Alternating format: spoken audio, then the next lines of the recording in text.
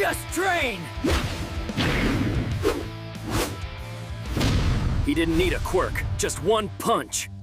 Hello everyone, welcome to What If Quirkless Deku was trained by Saitama and became new One Punch Man movie. Before we start, please go support Jeff3302J for writing that awesome fanfic. This is the translated version I made. There will be some mistaken character's gender, but of course Deku is a male. After returning from school, Izuku is attacked by a sludge villain, but he is saved by a bald man in a yellow suit and cape. This man gives Izuku the hope he so desperately needs to fulfill his dream. Chapter 1. You can see a room with several posters as well as figures of various heroes, but there were mostly of a blonde one. Suddenly, an alarm went off and a hand came out of the bed and turned it off. When you got up, you saw a green-haired boy with some freckles. The freckled boy rubbed his eyes to fully wake up. Once awake, he smiled and quickly went to get dressed. The day will be a new day. After saying that, the green-haired boy went downstairs for breakfast. In the kitchen was an older green-haired woman happily cooking. When she saw her son, she greeted him. When the freckled boy finished eating, he left his house heading toward school. On the way, he ran into his childhood friend. "Hey nerd, why did you take so long? We're going to be late." Annoyed tone. "Sorry, Kachin, it won't happen again." Apologizing. "TSK, whatever, let's go." So the two of them started walking, and when they arrived they both sat down to wait for their teacher. When the teacher arrived, the classes began. Narrated by the green-haired boy. "Hi, my name is Izuku Midoriya and I live in a world where heroes exist. A long time ago, a baby was born who glowed, and with that, quirks began to appear. Quirks are special abilities that each person possesses. Normally, 90% of the population has a quirk and 10% don't. These latter 10% are called quirkless and I'm part of that 10%. My dream is to be a hero like my idol, Almight. He saves everyone with a smile and isn't afraid of anything. He's amazing. Even though he told me to give up, just like many other people, hearing that from my idol really hurt, but I still have hope of becoming one.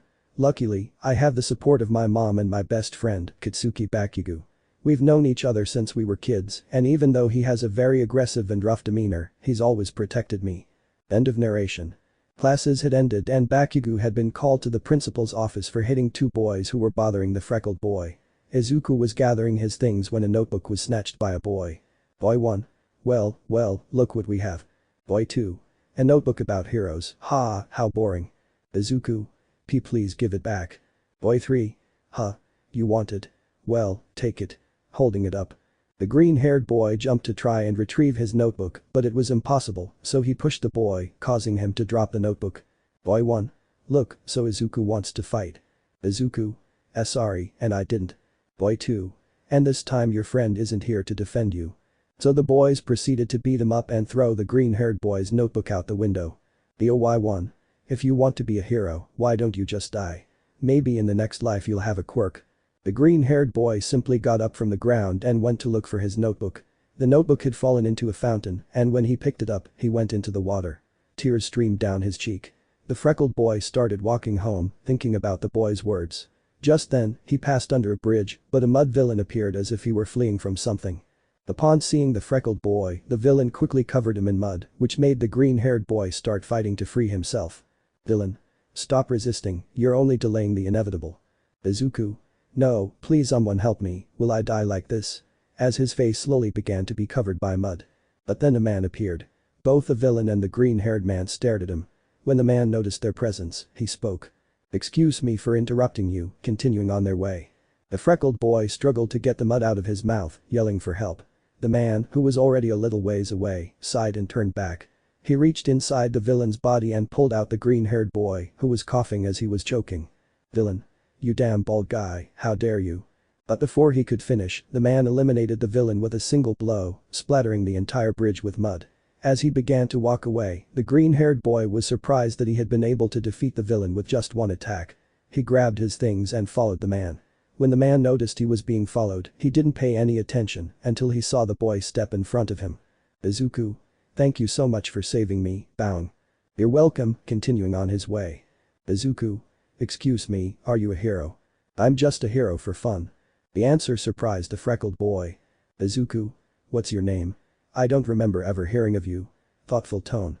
I'm Saitama and I'm not from here. I'm from City Z. Izuku. Oh, are you serious? Scared. Japan was divided into sections, and the green-haired boy had heard rumors that City Z was the place where kaiju attacks were constant. As a thank you, he invited Saitama to eat at his house, which the hero accepted since he was hungry. Upon arriving, Izuku greeted his mother, and when she saw the hero, she asked her son what had happened. He told her the truth. Inko thanked the hero for saving her son, and he told her it was nothing. They were both surprised that Saitama didn't have a quirk, but Izuku didn't believe him. The freckled boy went to wash the dishes, leaving the adults alone. Saitama. Your son doesn't have a power, right? Inko. That's right, but he still helps people in need, even though he sometimes gets hurt. While looking at her son. Inko. Is it true that you don't have a quirk either? Saitama. That's right, I just pushed my body to the limit and that's how I got this power. Inko. I see. So, Saitama, can I ask you a favor? Saitama. A favor? Confused. Inko. If what you say is true, I want you to train my son. All I want is for him to be happy following his dreams. Please think about it. Saitama pondered what had been said, and as he withdrew, he saw in the freckled figure a reflection of himself when he was younger, letting out a sigh. Saitama. Hey kid, your dream is to be a hero, right? Izuku. That's right, I want to be a hero and be able to save everyone. Saitama. By any chance, isn't there a beach near here? Izuku. Yeah, why do you ask? Confused. Saitama. I'll see you there tomorrow at 7. Don't be late. Leaving the place, the freckled boy was surprised while his mother smiled, while Saitama, in a single bound, had arrived at his home, where upon entering he was greeted by his disciple, who was a cyborg. Welcome home, sensei. Did you bring the groceries? Saitama. Groceries? Damn it, I forgot. He had forgotten the reason he went to that city. It was because there were half-price sales today. So Saitama cursed himself while his disciple just watched his master scream. Chapter 2. The next day, the green-haired boy was hurriedly getting ready since he was running late for the beach. He still wondered if it was a good idea to believe the guy who saved him yesterday, but he didn't notice a trace of a lie when he said he didn't have a quirk. If that was the case, he could fulfill his dream of being a hero. He quickly went downstairs for breakfast and saw that it was ready along with a note. His mother had gone to work very early, so she had prepared breakfast for her son. After finishing his meal, he quickly left his house. Meanwhile, elsewhere, in an apartment, a bald man could be seen sleeping peacefully. He was then woken up by his partner. Saitama. Genos, it's 7:30 in the morning, and it's Saturday. I hope you have a good reason to wake me up. He turned over and went back to sleep. Genos. I'm sorry, sensei, but yesterday he told me to wake him up at 7 because he had an appointment today. Saitama. An appointment? Thinking. The bald man stood there thinking for a few moments until he remembered what had happened, then he quickly got up and dressed. Genos. Sensei, is something wrong? Seeing his master quickly putting on his suit. Saitama. Damn it, I forgot. In a hurried tone. Genos. Forgot what? Confused. Saitama. There's no time to explain. Genos. I'm coming with you. Saitama. As you wish, but don't forget to lock it when you leave. Starting to run, the cyborg did as his master ordered and closed the door, also running to catch up. Returning to the green-haired boy, he found he had reached the beach, which was littered with trash. The green-haired boy began searching for the hero but couldn't find him.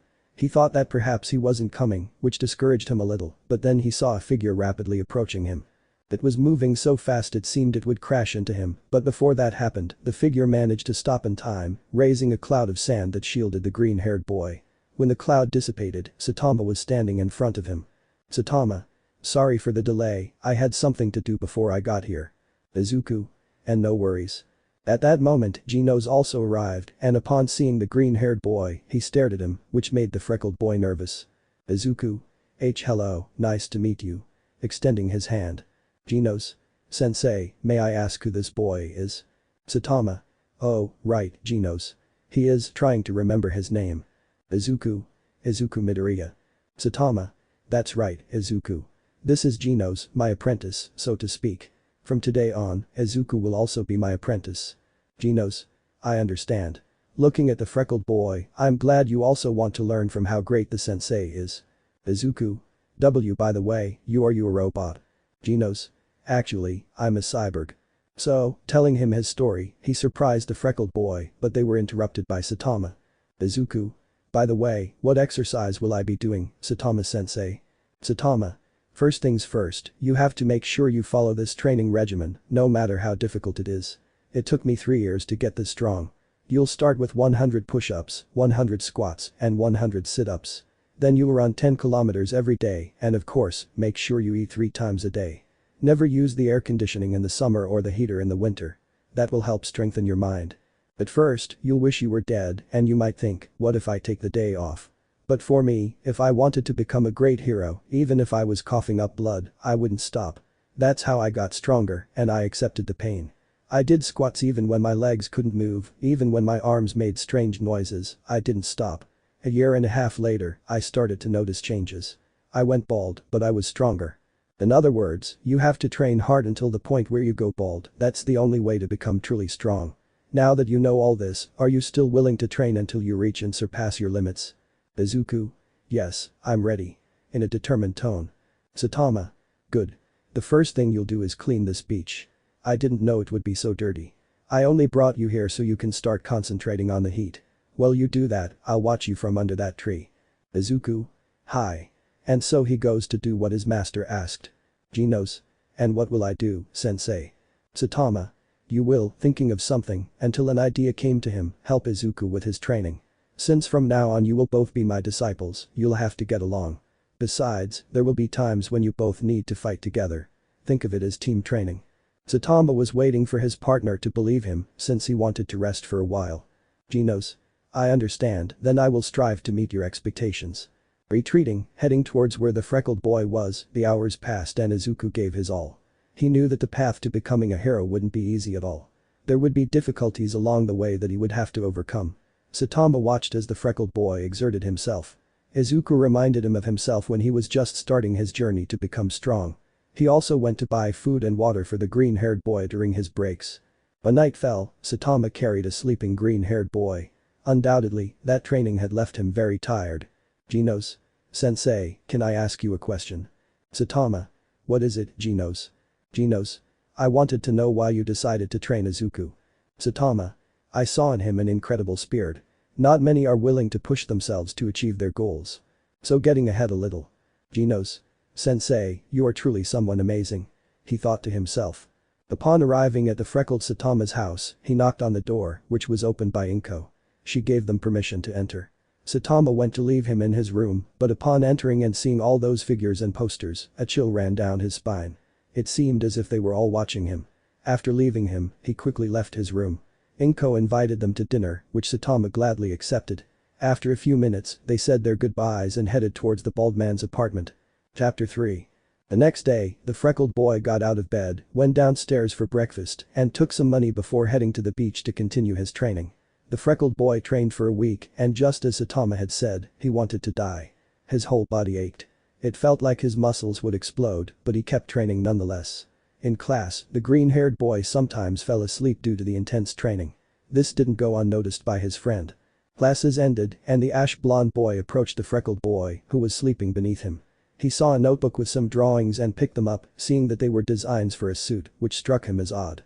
Tatsuki. Hey, classes are over already. Shaking him, waking the freckled boy up. Izuku. Huh, catchin'. Then he saw his notebook and quickly grabbed it, sorry, I have something to do. See you later.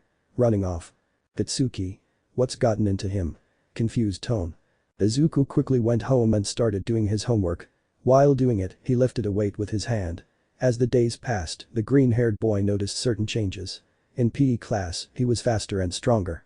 Saitama had noticed these changes in the freckled boy, which surprised him since it had taken him 3 weeks to gain any strength.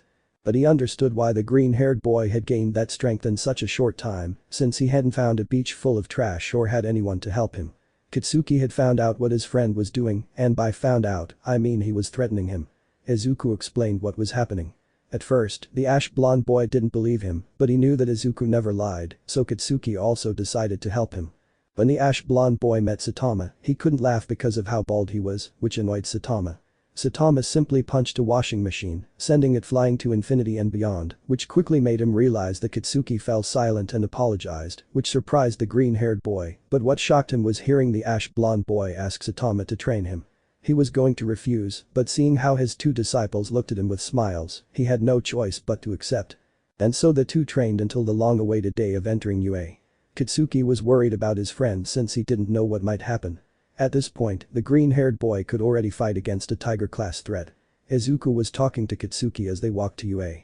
The green-haired boy seemed nervous. On the way, they ran into Saitama leaving a store with a shopping bag. Izuku. Saitama-sensei, greeting him with a smile. Saitama. Hello, where are you headed? Izuku. To UA. Saitama. Right, today's the entrance exam. Well, good luck. Katsuki. TSK, we don't need it. It's obvious we'll get in. Saitama. Here, taking 2 bananas out of the bag. Remember to do your best. Izuku. Yes, I promise I'll try my best. So the two said goodbye to Saitama. When they arrived at UA, they saw many people about to take the entrance exam, which made the freckled boy nervous. Upon entering, they were guided to a room and everything unfolded as in the original story. First the written test, then the physical test. During the physical test, Izuku stood in a corner, thinking that he might not get the necessary points or that he wouldn't be strong enough to defeat even one robot. Katsuki, seeing this, approached him. Katsuki. Hey nerd, calm down. You're drawing attention. Seeing how some were staring at the green-haired boy. Izuku. It's just that, what if I don't make it in, or if time runs out and I don't have enough points? But he got hit, ouch, Kachin, why did you do that? Rubbing his head. Katsuki. So you'll calm down and not worry. I know you'll make it. You've trained really hard for this day, haven't you?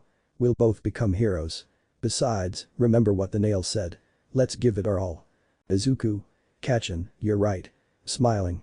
So Present Mick gave the order and Katsuki and Izuku were the first to leave. Present Mick. What are you waiting for? A hero. Don't expect them to say out.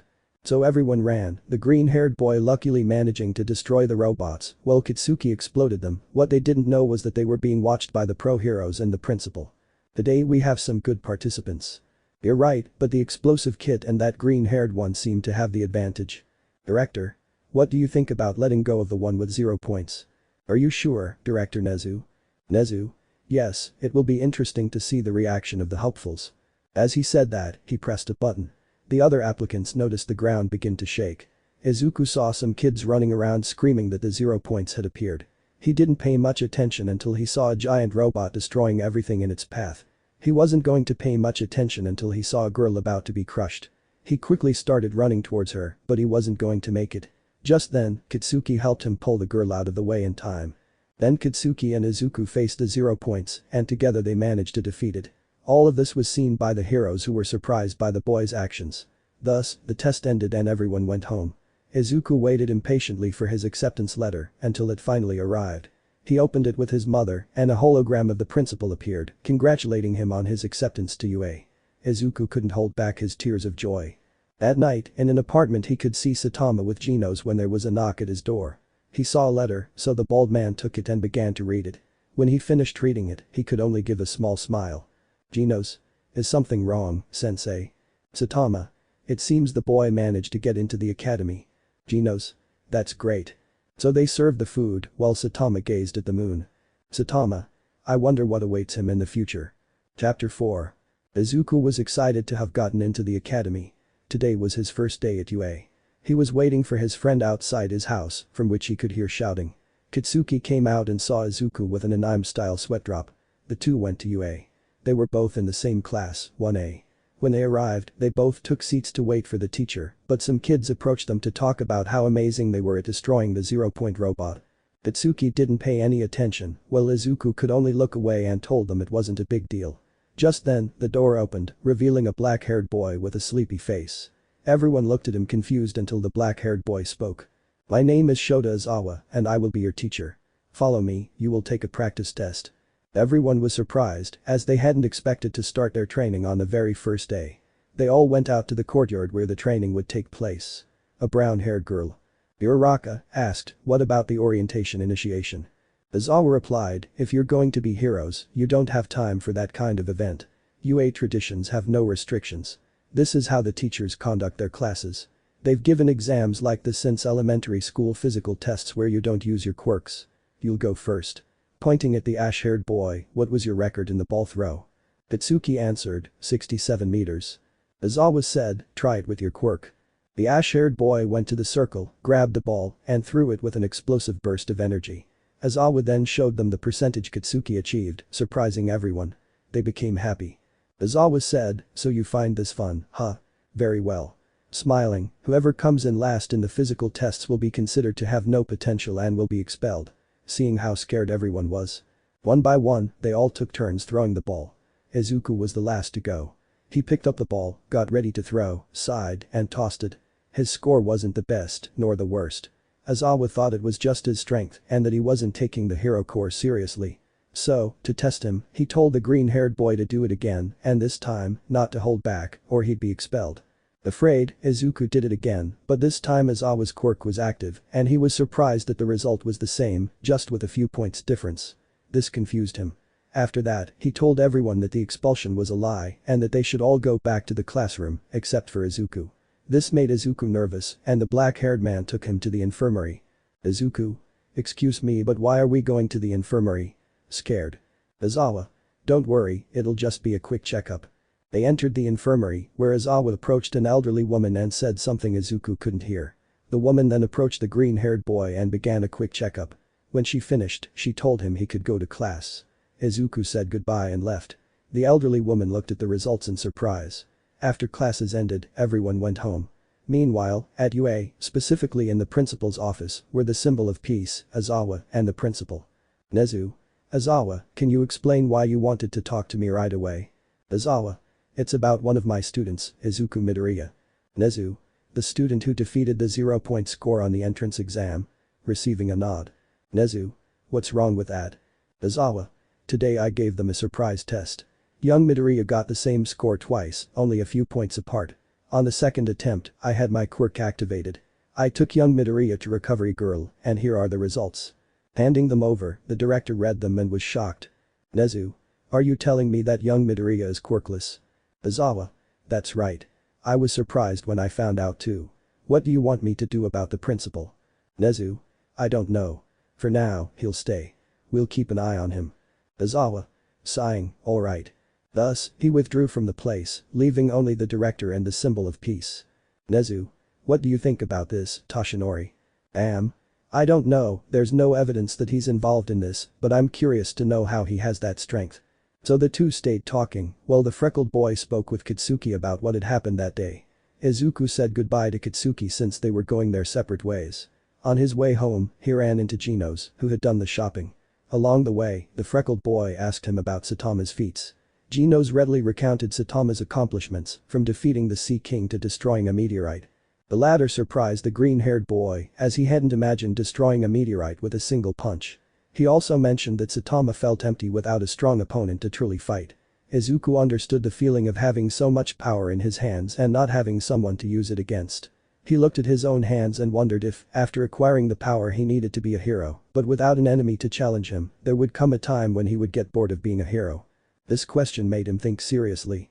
At one point along the way, he said goodbye to the green-haired boy and went to Saitama's apartment. When Izuku arrived home, he saw his mother serving food. He sat down to eat and told her about what they had done that day. His mother was happy to see how her son's eyes were more full of life than ever, and she smiled at him. Chapter 5. The next day, the freckled boy arrived at UA. Kitsuki told him to go ahead. Upon arriving, he took a seat and waited for his teacher. When the teacher arrived, he told them to design the costumes they would use. Everyone got to work, some commenting on how amazing they would be. The freckled boy was left thinking about his costume design. He didn't know how to do it. He wanted something inconspicuous, light and flexible so he could move freely. When he finished, he sighed. Classes went by normally until the door was opened by the symbol of peace, which surprised the students. He pressed a button, and briefcases containing the costumes they had created appeared from the ceiling. He told them that today they would be doing training. They would divide into two groups. One of heroes and one of villains. So they went to the locker rooms to change. When the freckled boy saw his costume, he smiled. When he put it on, he saw that it was light and allowed him to move freely. Upon leaving they waited for the teacher to explain the exercise. Their task was simple. The heroes had to retrieve a bomb, while the villains had to stop them. Izuku was the last to arrive. He was paired with Kitsuki as the hero, while the villains were a boy with two colored hair whose quirk was ice and fire, and a red-haired boy whose quirk was hardening. Everyone went to their positions.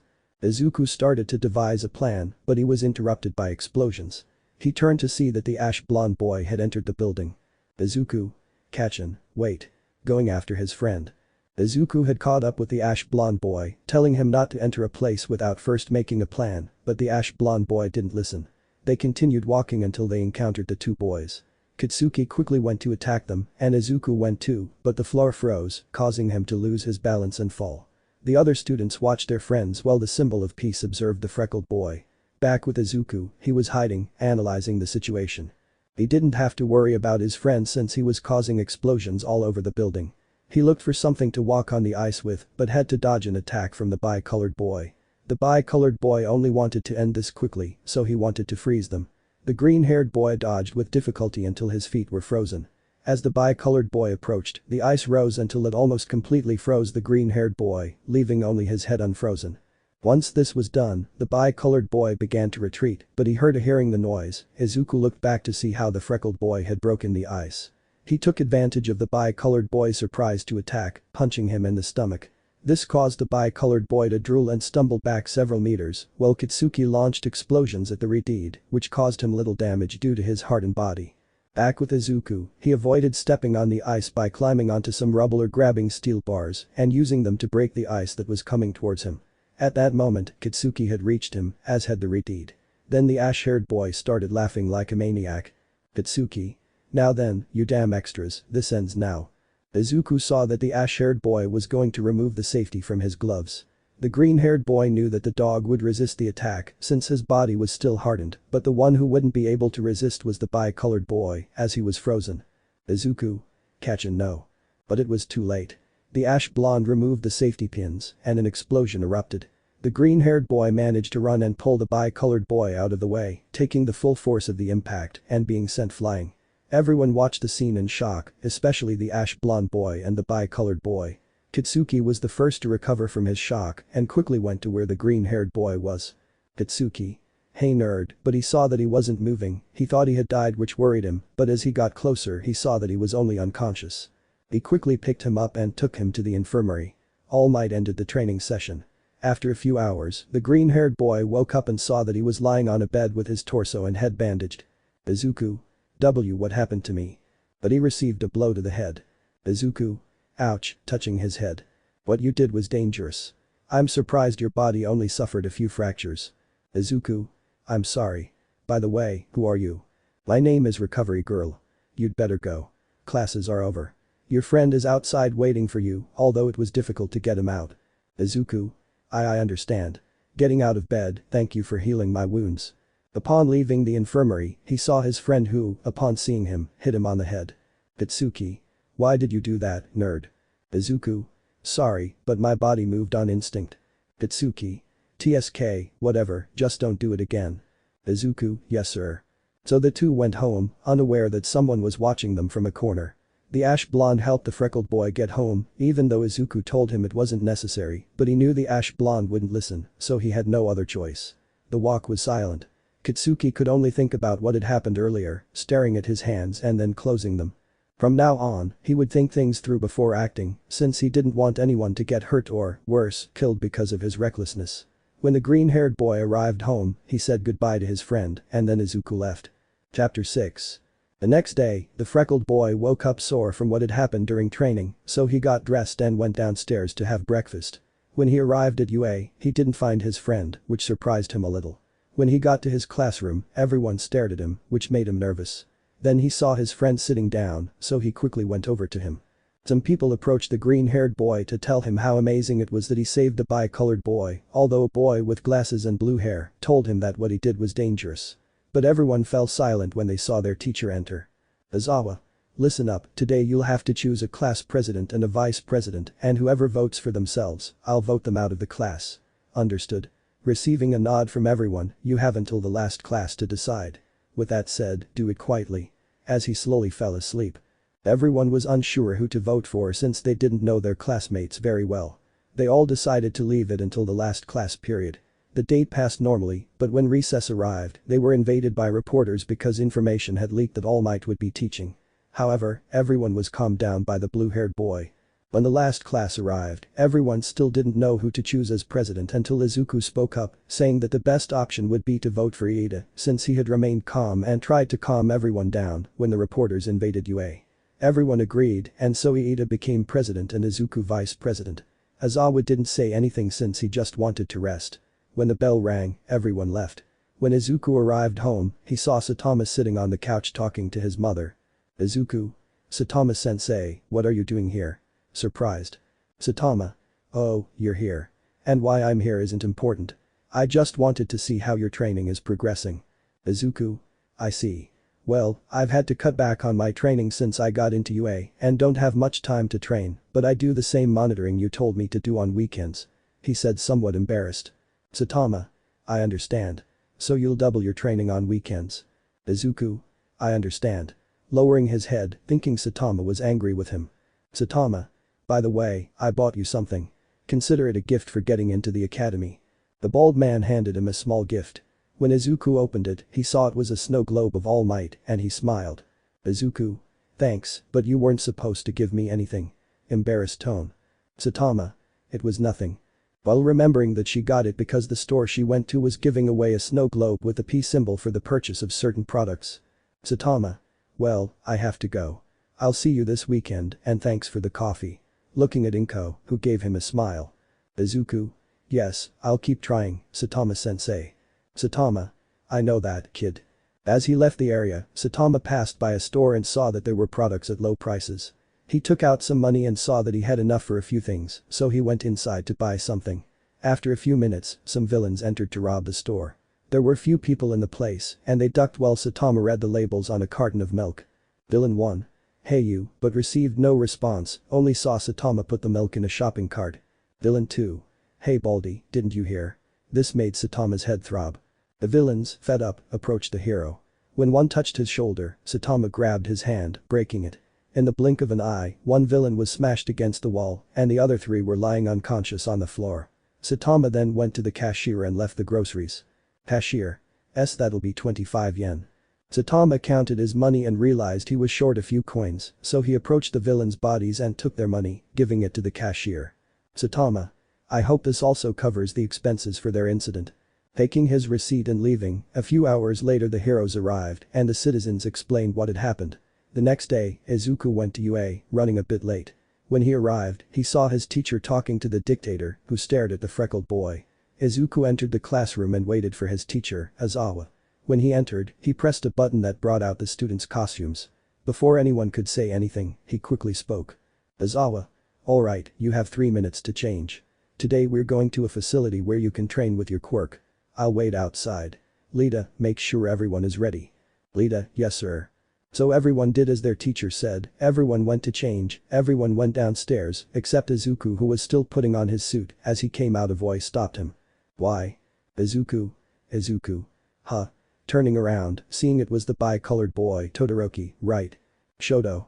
Because you saved me from the explosion. You knew I could have taken cover, but still, why did you pull me aside and take the attack? In a serious tone. Izuku. I did it because that's what a hero would do. Besides, we're friends. This shocked the bi-colored boy. Well, we'd better go with the others. We don't want to upset Aizawa-sensei, right? Thus, she withdrew, leaving the bi-colored boy still in shock, but then shook her head. She also went to where the others were. Aizawa was already waiting for them. They all boarded the bus in an orderly fashion. As the hours passed, they arrived at the USJ training grounds. Upon entering, they encountered another pro hero whom the girls recognized as the number 13 hero. Everything then proceeded as in the original story, with a portal opening and several villains emerging from it. Chapter 7. Thus began a fight in which the students and pro heroes had to try to hold out until help arrived. Izuku sent some villains flying, but then a figure with hands all over his body signaled to the purple mist, creating a portal from which a muscular creature emerged. The villain gave it an order and it moved at great speed, attacking several students. Aizawa tried to fight back but was overwhelmed by the creature. The villain with the hands was about to touch a green-haired girl, but when he did, his quirk didn't work. Aizawa, even injured, had his quirk active, protecting his student. Izuku quickly went to help him, striking the monster and dislocating its jaw, causing it to release the teacher. Izuku quickly grabbed it and pulled it away. And who is that brat? Said the villain with the hands. I don't know, but he seems strong, said the purple mist. Haha, it doesn't matter, he'll die anyway. Nonu, kill the kid. Having said that, the creature quickly went to where the green-haired boy was carrying his teacher. Izuku. Catch. With that, he threw Aizawa where the ash-haired boy caught him, but then he saw the green-haired boy go flying from a blow by the monster. Izuku crashed into a mountain, causing it to spit blood, but he had to dodge another blow. When the boy destroyed the mountain, Izuku attacked it relentlessly, but the more he attacked, the stronger the creature became. After a few minutes, Izuku fell in front of his teacher. He was badly injured but still hadn't given up. Then the creature fell in front of him. Izuku. And I won't give up. I knew the dangers of being a hero. I'll protect everyone even if I have to give my life for them. I'm sorry, Saitama-sensei, I guess I'll always be weak. Seeing a blow coming towards him, everything seemed to slow down. Aizawa tried to deflect it with his scarf, but it wouldn't reach. Katsuki launched himself at him with his explosions, while the villain's smile intensified. But then something, or rather someone, fell from the ceiling and, due to its speed, collided with the Nonu, burying it in the ground. Everyone, heroes and villains alike, went on guard. Emerging from the rubble, they saw a bald man in a cape whom Izuku and Katsuki quickly recognized. Izuku. Sensei, as tears streamed from his eyes. Saitama. Hello, speaking casually, by the way, why are you hurt? Izuku. Well, it's just that, but before he could finish speaking, a scream was heard. Nonu, kill that bald guy and the kid too. As he said that, the Nonu emerged from the ground, appearing behind Saitama, ready to attack him. Izuku. Careful, worried. But he only saw the Nonu hit him with a punch that didn't even move him, it just created a large crater. The Nonu attacked him repeatedly, but Saitama didn't even flinch. Everyone watched this in surprise. Hiroji, what's going on? Who's that bald guy? Looking angrily at the purple mist. Kurogiri. I don't know, Tamura, but he doesn't seem to care about Nonu's attacks. It's like the attacks don't affect him. Who is this guy? But everyone saw how the bald man threw a punch, sending the creature flying and causing it to crash into several trees, with some branches becoming embedded in its body. Saitama.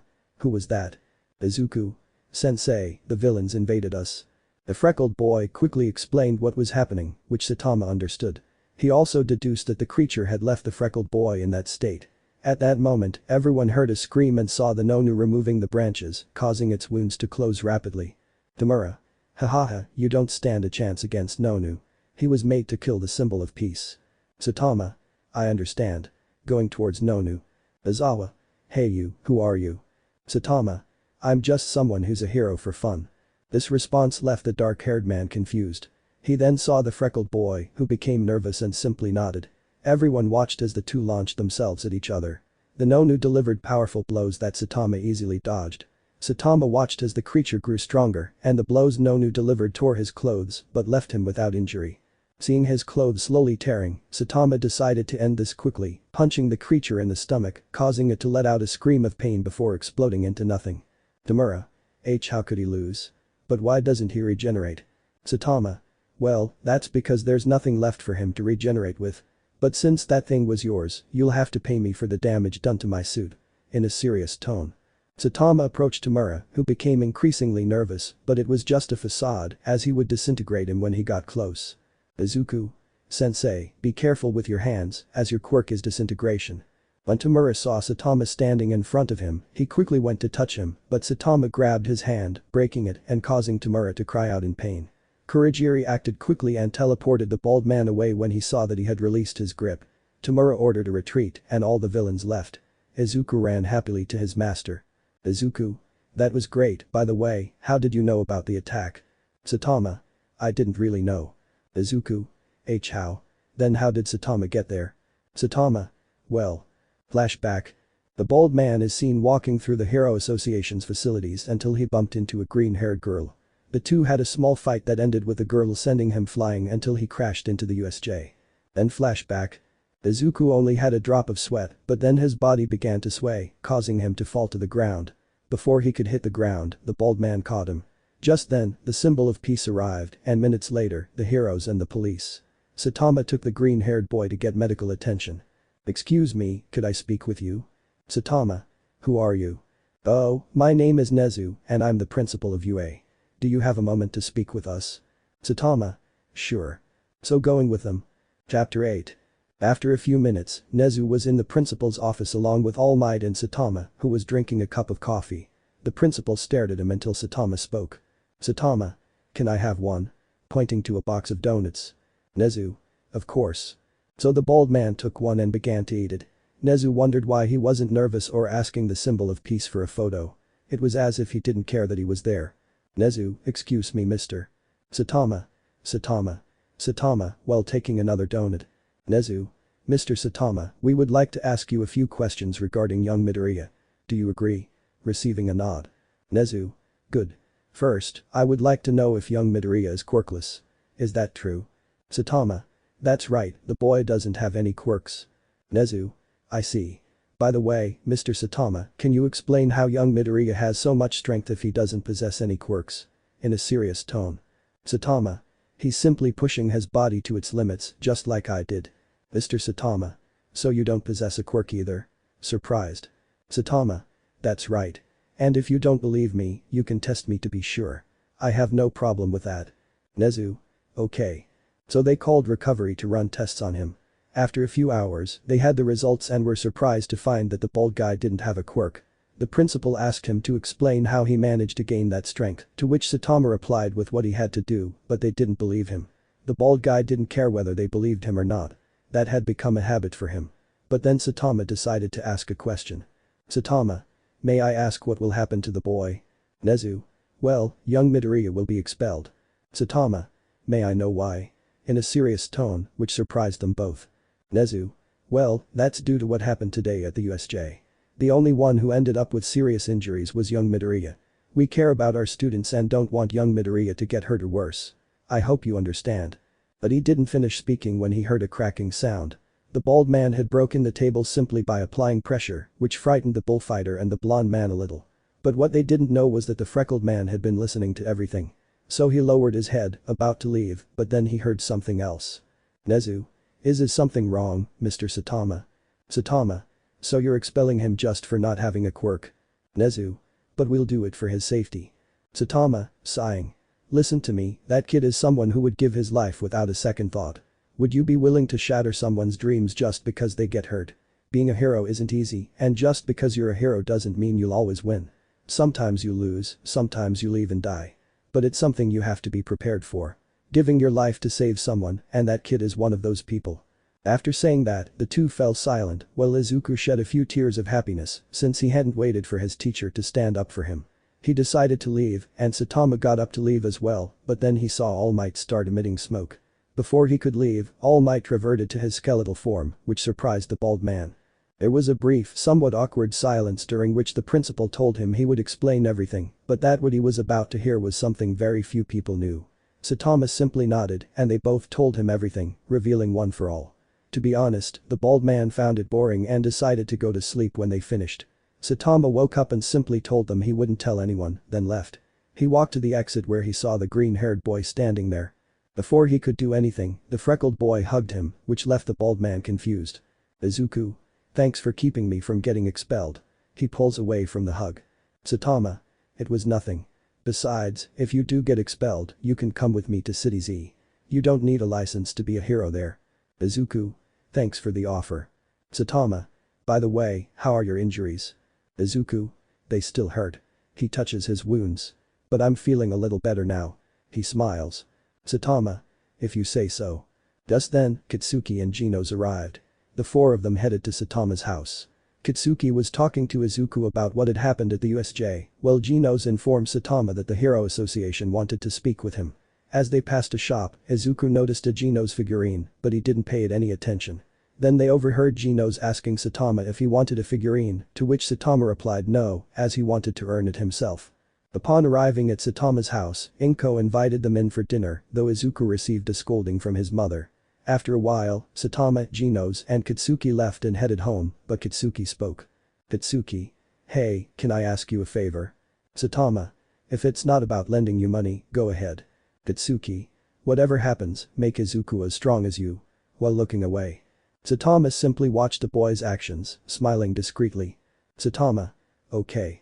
Katsuki, upon arriving home, said goodbye and went inside, while elsewhere Tamura could be seen being attended to by Kurogiri, while on a screen someone's voice could be heard. Are you sure about what you saw? In a serious tone. Tamura. That's right, a bald guy in a cape destroyed Nonu with a single blow, and not only that, but he broke my damn hand. He said angrily. Kurogiri. Don't move. While finishing healing him. Okay, I'll try to investigate that guy. And so the television turned off. Chapter 9. Several days had passed since the villain's attack on the USJ, and also since Saitama spoke with the principal. Izuku was still studying at UA because the principal had spoken with him. Flashback. A nervous green-haired boy could be seen, lost in his thoughts and not paying attention to what his classmates were saying. Then Izawa, completely bandaged, entered the classroom. Everyone fell silent as the teacher spoke. Izawa.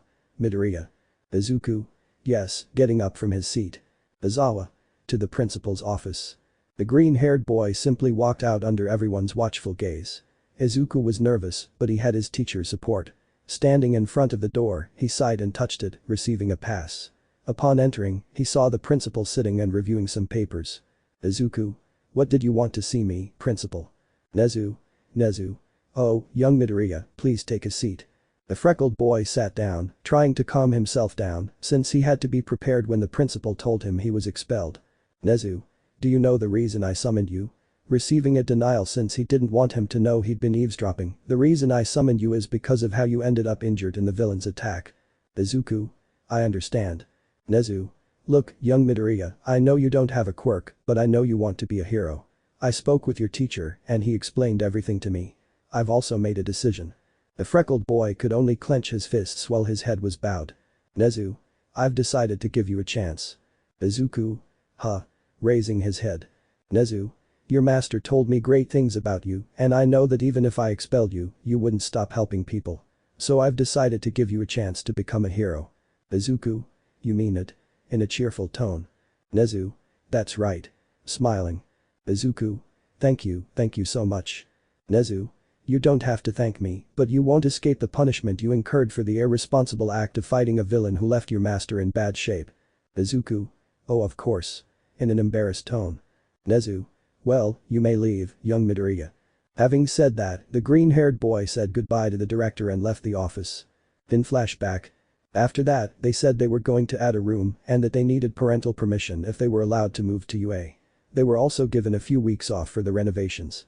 During those weeks, the freckled boy took advantage of the time to train hard. Izuku had also gone to City Z a few times, where he could watch Saitama defeat monsters with ease. Izuku defeated them too, since Saitama told him that it would serve as combat training. He had also met his teacher's friends. Izuku also received some fighting training from an old man named Silver Fang. He still remembers how he met him. Flashback. Izuku had accompanied his master to visit his friend. Upon arriving, they entered a dojo. Inside, an old man was scolding a boy, apparently his disciple. After that, the old man introduced himself. Izuku spoke with the boy who had been scolded by his master, and the boy explained about Geru, who had caused a massacre at the heroes' headquarters.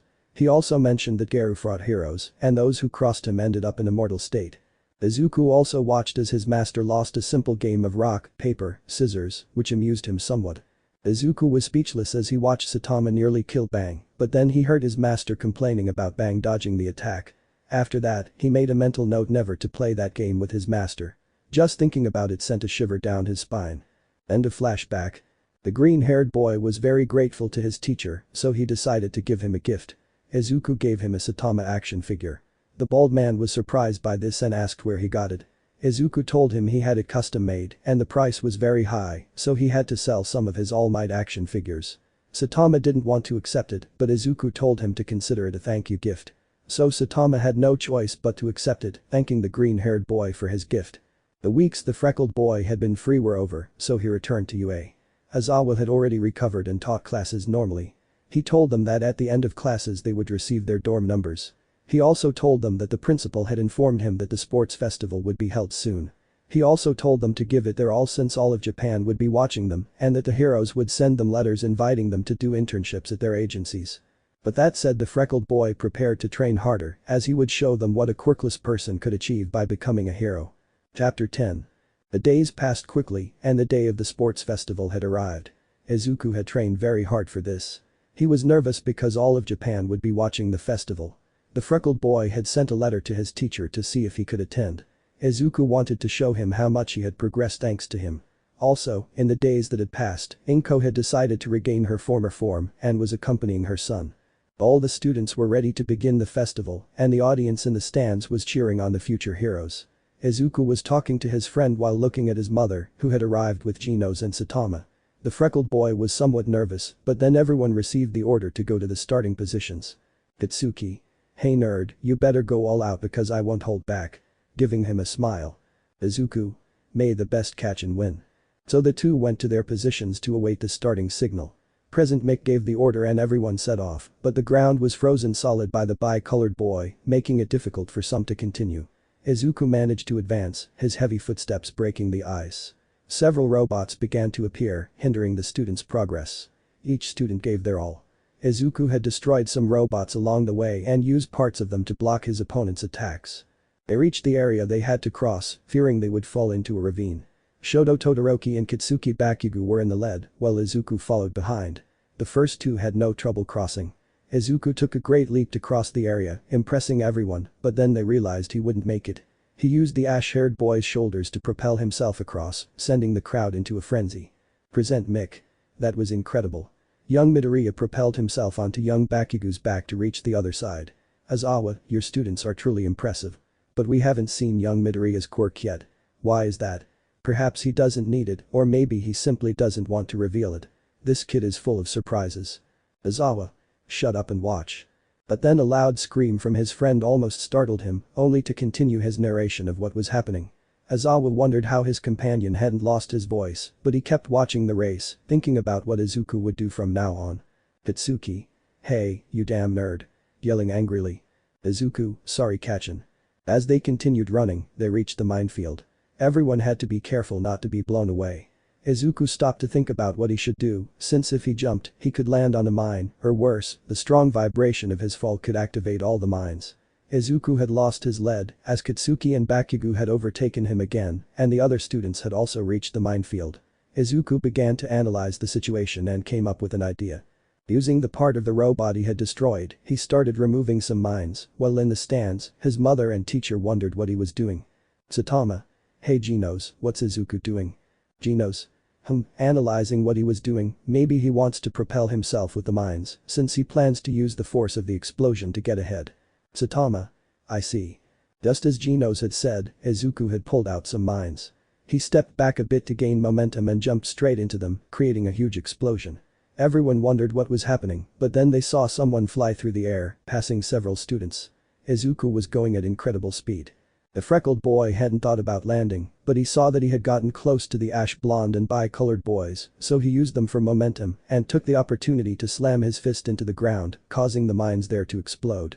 Once again, Izuku had taken first place. He quickly started running, with Kitsuki and Shoto right behind him. Everyone was impatient to see who would be the first to reach the finish line, and the winner of that race was Izuku. As he crossed the finish line, the crowd cheered at how incredible the first competition among all the UA students had been. The students were given a few minutes to rest and recover from the race. Tatsuki. Hey nerd, you cheated. Angrily. Izuku. Kachin, I didn't cheat. Trying to calm his classmate down. Tatsuki. TSK, next time you try to jump on me again, you'll pay. Izuku. Oh okay, laughing nervously. Then everyone called out for the next test, which consisted of receiving a headband with a number on it.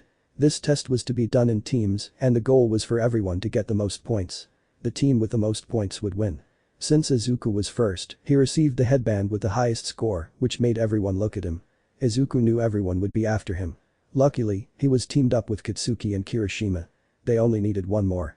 Izuku thought for a while and decided to choose a blonde boy with black streaks that looked like lightning bolts. His name was Denki Kaminari. The ash blonde boy didn't like this, but after a brief explanation from the freckled boy, he reluctantly agreed. Besides, they didn't have time to choose anyone else. So everyone went to get ready for the second test of this sports festival. Chapter 11. The second test had already begun, and just as the freckled boy expected, everyone went after him. It was very difficult for them to dodge the numerous attacks coming from all directions until one team managed to take his headband. The battle to see which team had the most points was incredible. Everyone had to have excellent coordination if they wanted to take their rival's headband while also protecting their own. Izuku gave his friends instructions, which they followed. When only a few minutes were left, Denki decided to unleash his full quirk, making himself look like an idiot, but thanks to this, he managed to electrocute several students who were near him, thus taking their headbands and securing fourth place. This ended the second round of the cavalry battle. The next test was combat. Some were nervous, especially the green-haired boy, since he didn't know who he would be facing. The combat began, and everyone was just like in the original series. Izuku managed to break free from Shinso's mind control by biting his lip and tongue until they bled, which made him react, allowing him to land a blow on the purple-haired boy who knocked him off the platform. Little by little the final matches were approaching. The next opponent Izuku had to face was Katsuki. The two got into fighting stances, and the first to attack was Katsuki, who propelled himself forward with his explosions. Izuku jumped to dodge the attack. Izuku was looking for a way to get closer to his partner while dodging the explosions, but it was difficult since Katsuki was sending explosions that made the green-haired boy retreat. Then Izuku had an idea, so he got into position and jumped from left to right quickly, which made it seem like Izuku had duplicated himself, but it was nothing more than an illusion. He had learned this when he saw his teacher fight a guy in a ninja outfit. Everyone in the stands was surprised. Katsuki didn't know which direction to send the explosion, so he decided to create a powerful explosion that created a smokescreen. Katsuki thought he had hit him, but Izuku quickly emerged from the smoke, hitting him into the face sent him flying, but the ash blonde managed to stay on the platform by unleashing a last-minute explosion to avoid disqualification. Before he could recover from the blow, he saw Izuku approach and deliver a kick that sent him flying off the platform and crashing into the wall, thus giving the green-haired boy the victory. The final match was about to begin between Izuku and Todoroki. The crowd wondered what the green-haired boy's quirk was. Some said he had the ability to duplicate himself, others said it was a super jump or something related to enhancing his physical strength. Meanwhile, elsewhere, a bi-colored boy could be seen having a conversation with his father. In the bi-colored boy's eyes, hatred towards his parent was clearly visible. Then the announcement was made for the fighters to present themselves in the arena. Izuku and Shoto got into fighting stances while waiting for the order to start the fight. Izuku. I want you to know that I won't hold back, so I ask that you don't either. The bi-colored boy said nothing and only waited for the signal. When the heroine gave the signal, the freckled boy quickly ran towards the bi-colored boy. Shoto froze the ground, but Izuku jumped, delivering a kick that the bi-colored boy covered with his arms, but stumbled back from the impact. Before he could do anything, Izuku appeared in front of him, punching him in the face. Present Mick. Incredible. Young Midoriya is attacking relentlessly. It seems the son of the number 2 hero is having trouble. This is a bare-knuckle battle. Izuku. I can't let him use his quirk. He said to himself as he punched him in the ribs, causing the bi-colored boy to groan in pain. The crowd screamed with excitement while Shoto tried to use his quirk but was unable to due to the green-haired boy's attacks. However, in a moment of carelessness, Shoto managed to freeze the floor and ice spikes emerged from it. Izuku jumped back to dodge the attack and Shoto spat out some blood, wiping away the trickle of blood that ran from his lip. Izuku.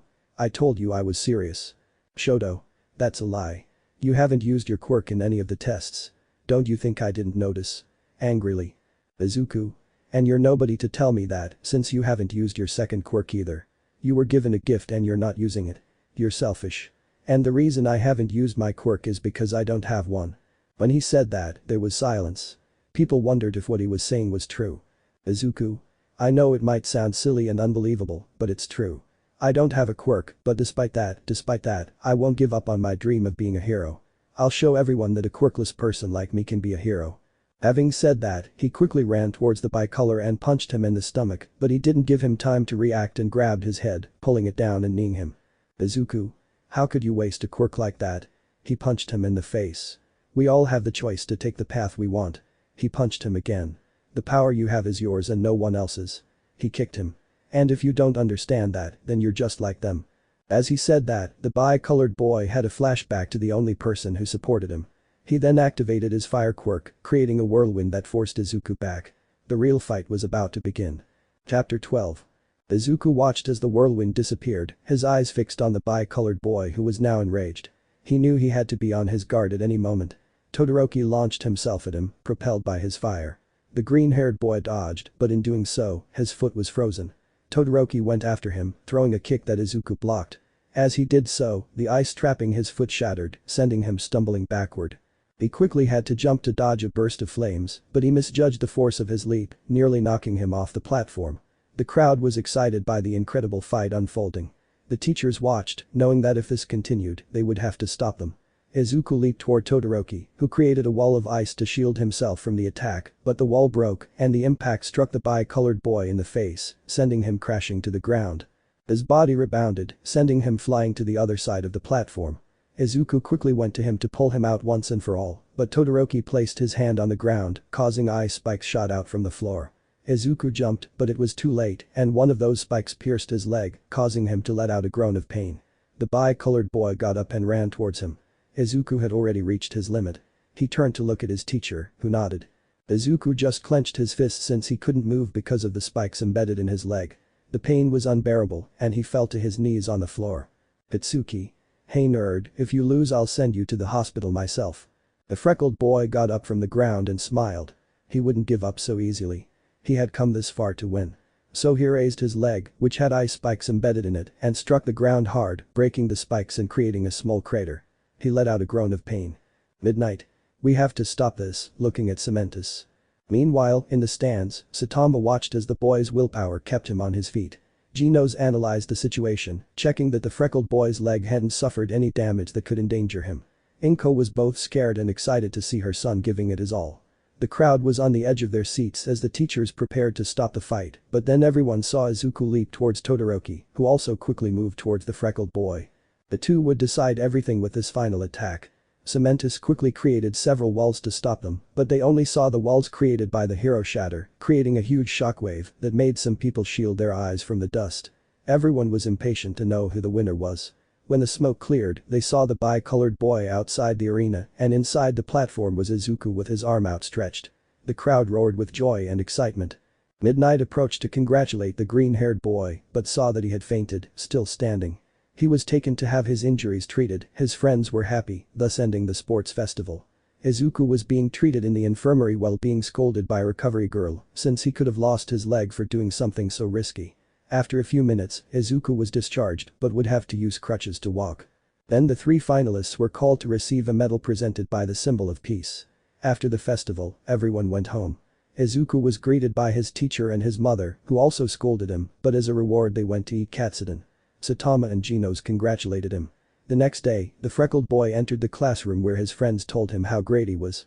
Everyone talked until their teacher came in and told them that everyone had received letters to do their internships with the heroes. Izuku didn't receive one since, according to him, the heroes didn't want to put him at risk. Kitsuki saw that his friend didn't care and smiled. Izuku didn't. He cared because he was satisfied to show the world that even without a quirk, you can still be a hero. Besides, he'd expected nothing to come of it after saying he didn't have a quirk. But then Izuku received a letter. Opening it, he saw it was from his teacher, inviting him to City Z for training. Smiling, he continued the day as normal, while the students decided which agency to join. After classes, Izuku went home, where Genos was waiting to take him to City Z. Izuku said goodbye to his mother and went with Genos. After a few minutes, they arrived, seeing several dead monsters along the way, while another one ran away. They spotted the culprit. Saitama cleaning himself up the remains of the monsters. When the bald man saw the green-haired boy, he approached. Saitama. I see you did read my letter. Izuku. Yes, and thank you for inviting me. Saitama. It was nothing. Besides, you'll get more combat experience here. By the way, how's your leg? Noticing he wasn't using crutches anymore. Izuku. Well, when I woke up this morning, my leg had healed, but I still feel a little pain when I move it. Saitama. I understand. Well, how about you come with me to buy some things? There's a 90% discount sale today, and I don't want to miss it. Izuku. Sure. Izuku noticed people staring at him, feeling a little uncomfortable but trying not to dwell on it. While shopping, Saitama mentioned something like this was going to happen. He then ran into Garu, who punched him in the neck, trying to knock him unconscious, but nothing happened. Saitama did the same to Garu, leaving him unconscious as well. They went to his disciples, and the three of them returned to the house to prepare everything, while Saitama explained what he was going to teach him. Chapter 13. In one part of the city, the green-haired boy could be seen dodging several attacks at once, his expression a mixture of fear and nervousness, as he tried to lose the person launching them. But how did Izuku get into this situation? Well, for that, we have to go back several hours. In the morning, Izuku woke up and saw Genos preparing dinner. He greeted him and sat down to eat. A few hours later, Saitama woke up and also had breakfast. The bald man told him what they would do starting that day. Izuku was excited about his training, so the three of them left the apartment and went on patrol around the city. Izuku defeated some monsters and apprehended several criminals. He took longer to defeat some monsters because they were stronger. Saitama just watched, wanting to see how the freckled boy would react to a dangerous situation. Luckily, Izuku managed to defeat them in the best way possible, so nothing was destroyed. The green-haired boy only knocked them unconscious, since he didn't want to kill them as they usually did. The heroes who worked in the city, Saitama asked him why he didn't eliminate them, to which Izuku simply replied that even if they were just monsters or kaiju, they were people whose lives shouldn't be taken, and that everyone deserves a second chance since before becoming what they are, they were once people who didn't have anyone to support them, and that's why they made bad decisions. These words made the bald man think seriously, as well as the cyborg. After that, Saitama decided to have the green-haired boy fight Genos. They both accepted, taking up fighting stances. Genos approached the freckled boy at great speed, who only moved forward to block. Genos unleashed a flurry of blows that Izuku barely dodged, but then the freckled boy grabbed the cyborg's hand and punched him in the face, sending him crashing into a mountain. The fight lasted for a few hours, in which Genos ended up being the winner. Saitama told him that for his first fight with Genos, he didn't do too badly. Upon arriving at the apartment of Saitama asked him if he could go buy some vegetables at the store. Izuku agreed, so he went to the store and bought what his teacher told him to. On his way back to the apartment, he ran into a green-haired girl in a costume. She was the S-class hero, Tornado. The freckled boy mistook her for a little girl and approached her. Izuku. Excuse me, little one, you're lost. Turning around. Izuku. That's right, are you lost? Upon hearing that, the girl became angry and began to levitate, as did some of the things around her. Listen carefully, my name is Tatsumaki. Who are you calling little boy? Izuku. See, calm down. Scared. Tatsumaki. Wait a minute, you're not from around here, are you? Izuku. No, I'm just here to do an internship with my teacher. Tatsumaki. Your teacher? Confused. Izuku. That's right, his name is Saitama. Upon hearing that name, the girl became angry and gave a somewhat macabre smile that frightened the freckled boy. Izuku. Hey kid, I have to go. But when she realized what she had said, her gaze quickly fell. Tatsumaki. Ah, that explains a lot. Izuku. Sorry, but he had to dodge a trash can. So he started running, while the girl threw things at him, and so we arrive at the present where the freckled boy was running for his life, then he felt that he was no longer touching the ground, seeing that he was levitating. Tatsumaki. I finally caught you. Izuku. Wait, I'm really sorry for calling you a girl. In a scared tone while closing his eyes. But when he felt nothing, he saw that Saitama was carrying him. Izuku. Sensei. Saitama. Where were you? Genos has finished cooking. So the two of them were talking, completely ignoring the girl's presence, who was pouting. Tatsumaki. Hey idiots, don't ignore me. Saitama. Oh, sorry, I didn't see you. What was your name again? He started naming several names, which made the girl angrier and scared the freckled boy a little. Tatsumaki. You know what? Forget it. I don't have to waste my time with you guys. And so he withdrew from the place, causing Izuku to let out a sigh of relief. Izuku. Thanks for saving me. Saitama. It was nothing. By the way, do you have the vegetables? Izuku. Yes, I do. Handing them to the bald man. Saitama. Well, how about we head back? I'm a little hungry. Izuku. Yes sir. So the two returned.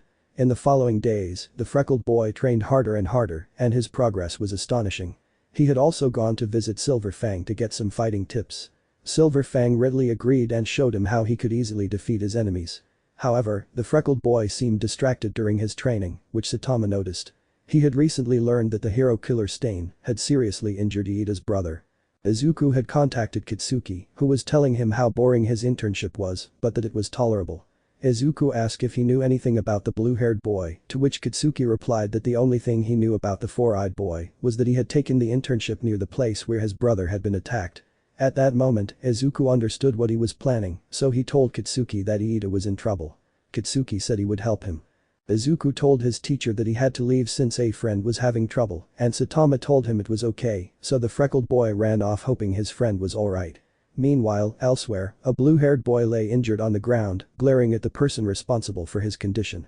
It was the hero killer, who was slowly approaching Iida, his katanas striking the ground and creating small sparks. Chapter 14. Stain. Look who we have here, you're the younger brother of that fake hero Ingenium. He was lucky I didn't kill him, but you won't be so lucky. The assassin also had his katana ready to end the life of the young blue-haired boy, who could only look at the ground accepting his fate. A taunt.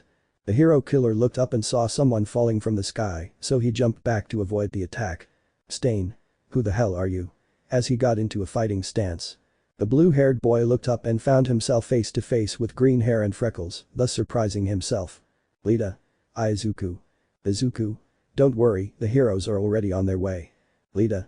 What are you doing here? This is my fight. Izuku. Lita, I know you're angry with him for what he did to your brother, but you don't have to let anger get the better of you. It will cloud your mind and prevent you from thinking clearly.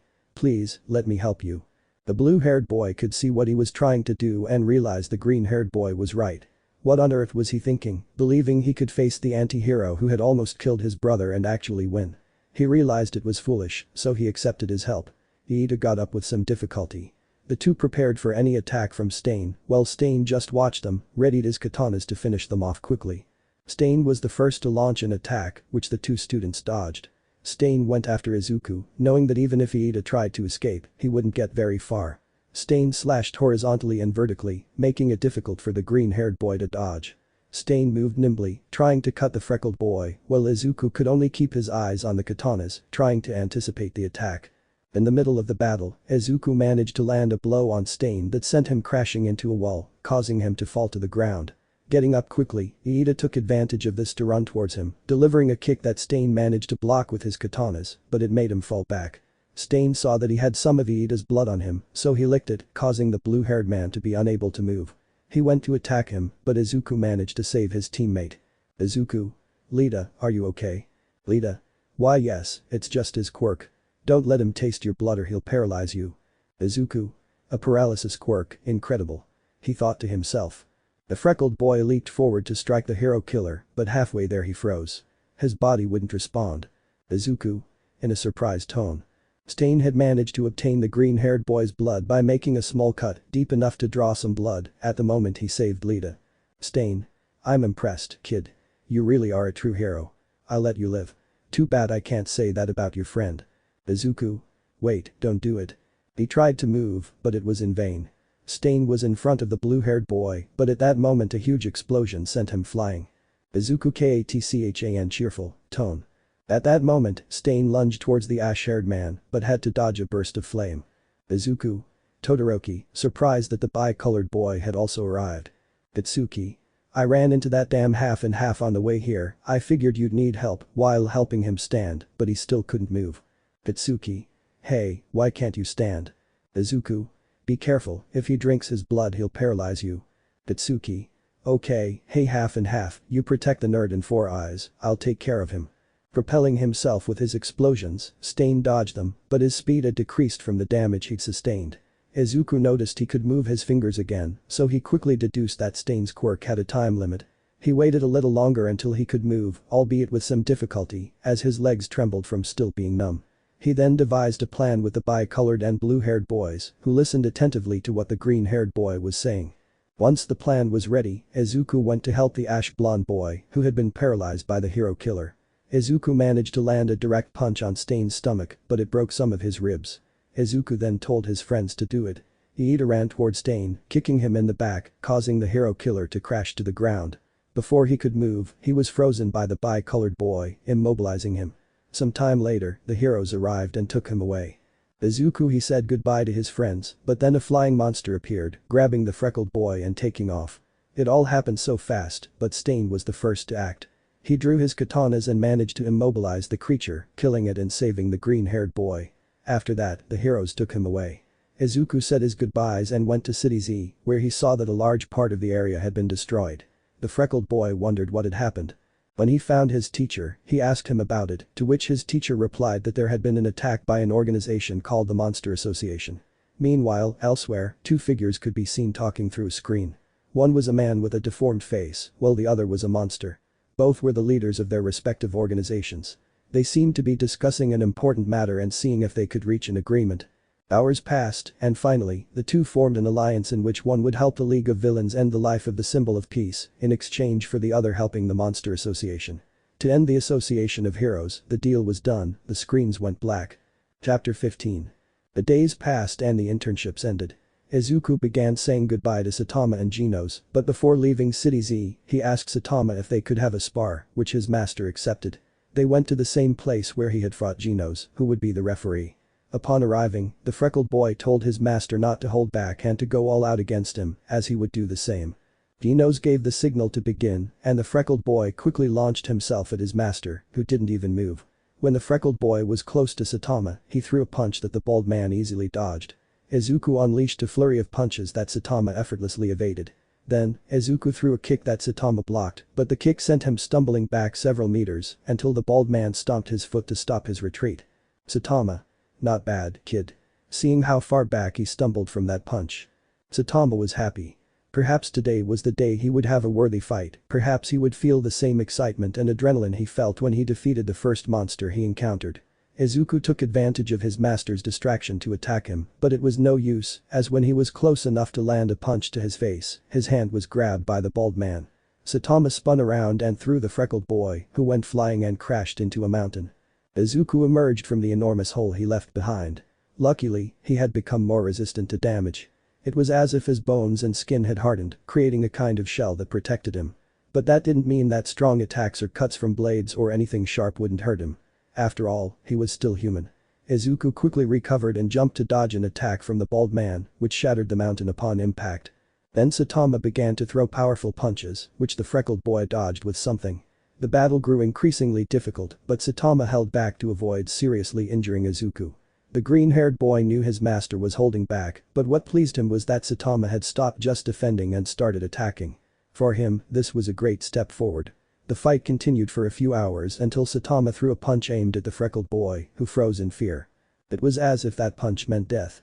He closed his eyes, but didn't feel the attack. He only felt a breeze. When he opened his eyes, he saw his master's fist just inches away. Saitama simply tapped it with his finger. Saitama.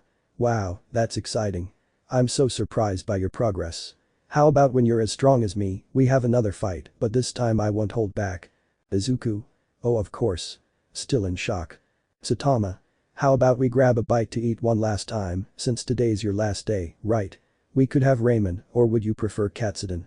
Turning around, seeing Izuku still motionless, is something wrong? Confused tone. Izuku. And no, it's nothing. Let's have katsudon. Coming out of shock. The green-haired boy turned around and saw that the mountain, like the clouds, was separated. This only made him nervous. Izuku.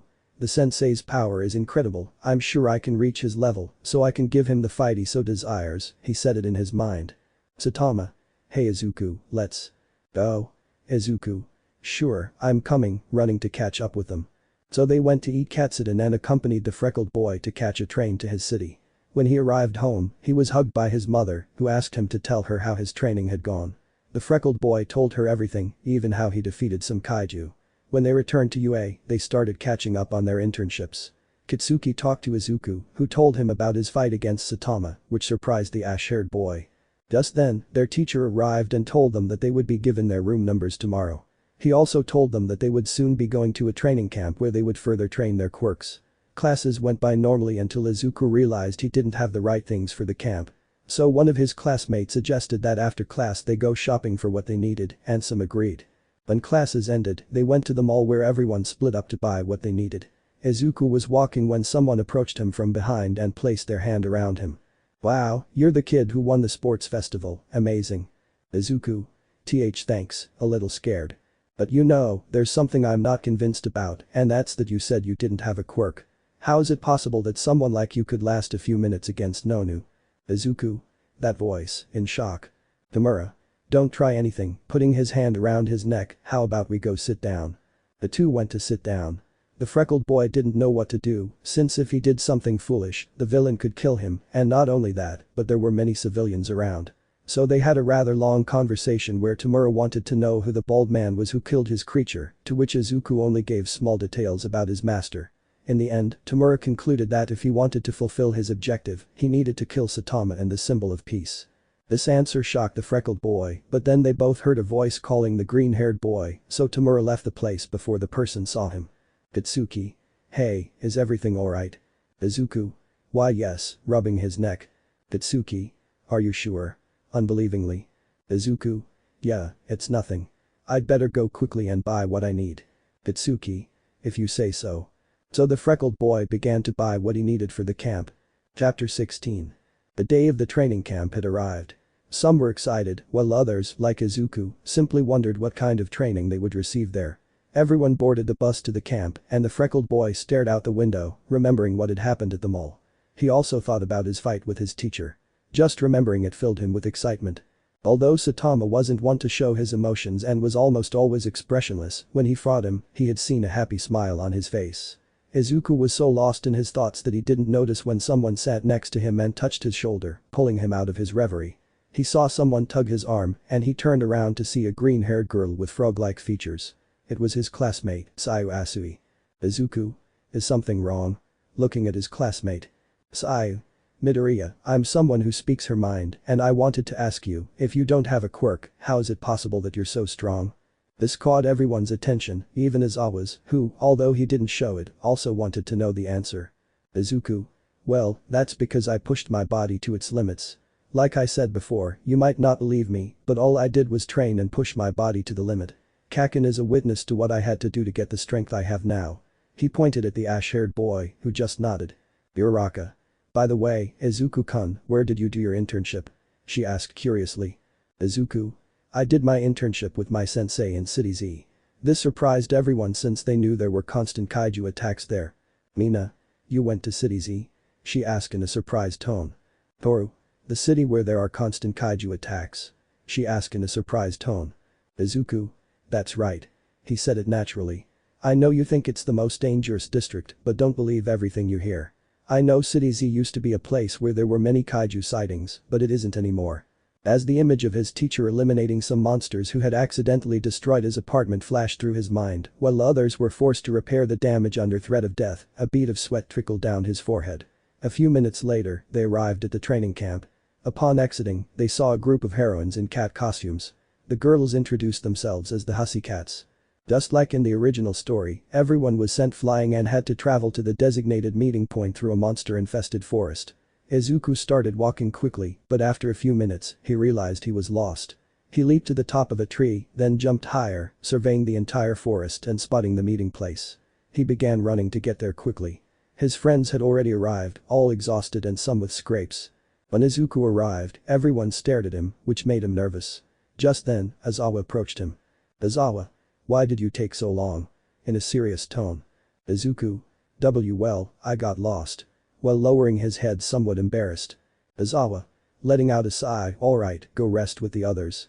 Mandalay. Good, everyone. Tomorrow you'll begin your training. For now, rest up. Tomorrow you'll be assigned what you'll have to do while you're here. Do you have any questions? Thus the freckled one raised his hand. Mandalay. Yes. Izuku. Who is that boy? Pointing to a boy wearing a red cap with horns. Mandalay. Oh, he's my nephew Kota. I had no one to leave him with, so I brought him. But don't worry, he won't interrupt your training. The freckled boy approached to greet them, but received a low blow from the younger boy, causing him to fall. The men, seeing this, felt pain and instinctively covered themselves. Kitsuki approached his friend and helped him to his feet. Izuku. I don't think it went as I expected. So everything unfolded just like in the original series, with the group taking a bath in the hot springs and Mineta trying to climb the wall, only to be interrupted by Kota, who knocked him down.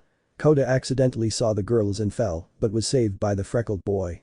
After that, everyone started preparing dinner and Izuku brought the boy some food, which he ignored. Meanwhile, in another part of the forest, a portal opened and the League of Villains emerged from it. Tamura. Remembered the plan. Villains? Yes. So everyone went about doing what they had planned, while Kota began to back away as a man appeared in front of him. I'm sorry, brat, but this is over. Kota. Who are you and what are you doing at the camp? You know, brat, this is personal with you. Kota. With me? Backing away. That's right. Removing his mask and robes, your parents did this to me. Pointing to a missing son, but that doesn't matter. Soon you'll be with them, the whole family. Kota. Mom, Dad, you? Thus triggering a flashback of his parents dying in a fight against a criminal. Muscular. Hahaha, goodbye, brat. Kota. Help, please, someone help me. He said this in his mind since not a word came out of his mouth because of fear and he stopped moving since his body wouldn't respond. Tears began to flow from his eyes. So the villain raised his fist and before he could hit the little boy, he was saved by the freckled one. Izuku. Kota, are you okay? Kota. You. Looking at the freckled boy. Muscular. Hey, brat, who are you? Looking at the green-haired boy. Kota. How did you know? Izuku. I saw smoke coming from the forest and I had a bad feeling. Now stay behind me. While getting into a fighting stance. Muscular. You want to fight? Fine, then we'll fight. Activating his quirk. Chapter 17. The two were ready to fight, so Muscular lunged towards them, but the freckled one grabbed Koda and dodged the villain's attack. Izuku. Koda, run. I'll distract him. While dodging another attack. Koda. What are you saying? You can't take him on alone. He was. Izuku. Izuku. I know, but I won't give up so easily. Now go. In a serious tone. Koda could only start running. Muscular was going to go after him, but the freckled boy got in his way, hitting him so hard he stumbled back a few centimeters. Izuku. Hey, I'm your opponent. Muscular. TSK, you damn brat, I'll finish you off and then I'll go after that kid. Thus began a fight where Izuku managed to dodge the villain's attacks since he was slightly faster. Izuku saw some fallen logs, grabbed one, and threw it at the villain, who destroyed it with a single blow. The freckled boy had managed to land a few blows on Muscular, but they didn't seem to do any damage. In a moment of carelessness, Muscular struck him, sending him crashing into the mountain and cracking it. Meanwhile, Koda was running until he heard a loud noise, so he stopped. He was scared, but he couldn't leave the person who had saved him alone. So he clenched his fists tightly and continued running. Returning to the freckled boy, he was covering himself as Muscular had rammed him into the crater and was delivering a barrage of blows even stronger than before. Izuku knew that if this continued, he would die, but then he heard Muscular speak. Muscular. Water, seeing that it was wet. So he looked in the direction the water was thrown and saw Koda standing there. Izuku. Koda, surprised. Muscular. You, stopping hitting the freckled boy, will pay for this. The villain was slowly approaching the boy, who was backing away, but in a flash of speed, Muscular was sent flying. Izuku. Hey you, I'm still your opponent, while wiping away a trickle of blood. Koda. What are you doing? We have to escape, seeing Izuku's bad condition. Izuku. A hero gives his life to protect people. Someone once told me, remembering words his sensei said to him, strong men take care of themselves, the strongest men protect others. These words surprised Koda, but then they saw Muscular launch himself at the freckled boy, who stopped the attack but retreated a few centimeters. Izuku. Koda, hide. As he said that, the little boy went to hide behind some trees. Izuku and Muscular launched themselves at each other, but this time they were going all out. They began exchanging blows, creating powerful shockwaves. Muscular was surprised by the increase in the freckled boy's strength, who, even though injured, continued attacking. Muscular. How is it possible that he's stronger? It's like he's reached his limits, but he's still pushing himself. It's like he's not human. It's impossible, it's impossible. While backing away. Izuku. I won't give up. I made a promise to myself and I made a promise to Saitama-sensei, and I don't intend to break my promises. Thus, he delivered a blow that, upon impact with Muscular's fist, broke his hand, causing him to let out a cry of pain. But the freckled one did not stop and continued hitting him until he had him against the wall. The villain tried to free himself by increasing his mass even more, but it was impossible. Izuku. Consecutive normal punches. Thus, he delivered a sequence of very rapid blows that the villain couldn't see, only the illusion of several fists impacting him, rendering him unconscious. Seeing this, Izuku stopped hitting him and simply moved away. The green-haired boy, seeing that it was all over, let out a cry of victory. All this happened while Koda emerged from where he was hiding and looked at the green-haired boy with admiration. Izuku couldn't endure anymore as he was exhausted and fell to his knees. Seeing this, Koda quickly approached him to help him. Koda. Hey, are you alright? While helping the green-haired boy to his feet. Izuku. Don't worry, I'm just a little tired. Koda saw blood oozing from the freckled boy's wounds. He also saw that his arm was broken. Then he looked at the freckled boy's face and saw that he was smiling. Koda wondered how it was possible for him to still be smiling in a moment like this. The villains had to retreat without achieving their objective, which was to kidnap someone. When everyone gathered, Mandalay quickly went to his nephew, who explained everything. Itsuki approached his friend, and before he could say anything, the green-haired boy fainted, but the ash-haired boy caught him. They quickly took him to have his wounds treated. After a few hours, the freckled boy woke up to find himself in the infirmary. He then saw the heroine, who, upon seeing that he was awake, approached him. Mandalay. I'm glad you're awake. Giving him a smile. Izuku. What happened? Not remembering anything. Mandalay. The villains attacked the camp. We still don't know why, but luckily the students weren't seriously injured, except for you, of course. Izuku. I see. Lying back down, holding his head as he remembered his fight with the villain. Mandalay. Koda told me what happened and I want to thank you for saving my nephew. Izuku. That's what any hero would do, save someone by giving their life, right? Looking at the heroine. Mandalay. You're right. Smiling, by the way, how are you feeling? Izuku. I'm feeling better. Mandalay. Okay. I'll bring someone to check you out and when we get the results, you can return to training. Izuku. Okay. He then looked towards the door where he could see Kota, who, upon seeing that the freckled boy had seen him, ran away from the place. Mandalay. Smiling, I think it's best to let you rest. So, leaving the room, after a few minutes the doctor arrived who, after checking that the freckled boy had already improved, discharged him. Aizawa told him to go do the exercises, but to rest when he felt tired, to which the green-haired boy agreed. Chapter 18. After the training camp ended, UA had to give explanations to the press. The teachers were having a discussion regarding the attack that had occurred at the camp. One of the teachers said there might be a traitor, which made the room feel tense and serious. Meanwhile, Izuku had learned that there had also been an attack in City Z. He wasn't too worried since he knew his teacher wouldn't be in trouble, but he heard that Genos had been badly injured after the battle. Izuku knew that Genos was a robot, but he wondered how powerful the kaiju had been to leave Genos in that state. So, he decided to go visit Saitama with Katsuki. When they arrived in City Z, they saw several destroyed buildings. They went to Saitama's apartment, where he didn't have a scratch on him. They knocked on the door, and after a few minutes, Saitama opened it and let them in. Saitama. What brings you to City Z? Izuku. Well, we heard that the city was attacked. As he took a seat. Saitama. That's right. Before destroying a monster, this one said something about the Monster Association. Tatsuki. Monster Association, in a confused tone. Tatsuki. Saitama-sensei, what's this about the Monster Association? Saitama. From what I understand, it's an association that turns humans into monsters. Izuku Katsuki. And what did this association want? Saitama. Apparently, the Monster Association was looking for Garo and more recruits. It seems they made an alliance with someone else. He said it in a disinterested tone. After that brief chat, the two aspiring heroes stayed a little longer, during which they told the bald man about the villain's invasion of the camp. Saitama wondered if UA was truly a prestigious academy if it allowed things like this to happen. After a few hours, Izuku and Katsuki said goodbye to the bald man. It had gotten quite late, and night had fallen. Izuku told his friend he was going to buy something, to which Katsuki replied that he would wait outside the store. Izuku asked if he wanted him to buy him anything, to which the ash-haired boy replied that he wanted some chips and a soda. Izuku agreed, then took out his cell phone and some headphones, putting them on his head. The green-haired boy went inside.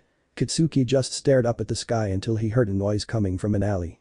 He approached and saw a thief trying to take advantage of an innocent woman. Katsuki. Hey you bastard, leave her alone. While creating small explosions in his hands. Girl. My hero, thank you for saving me.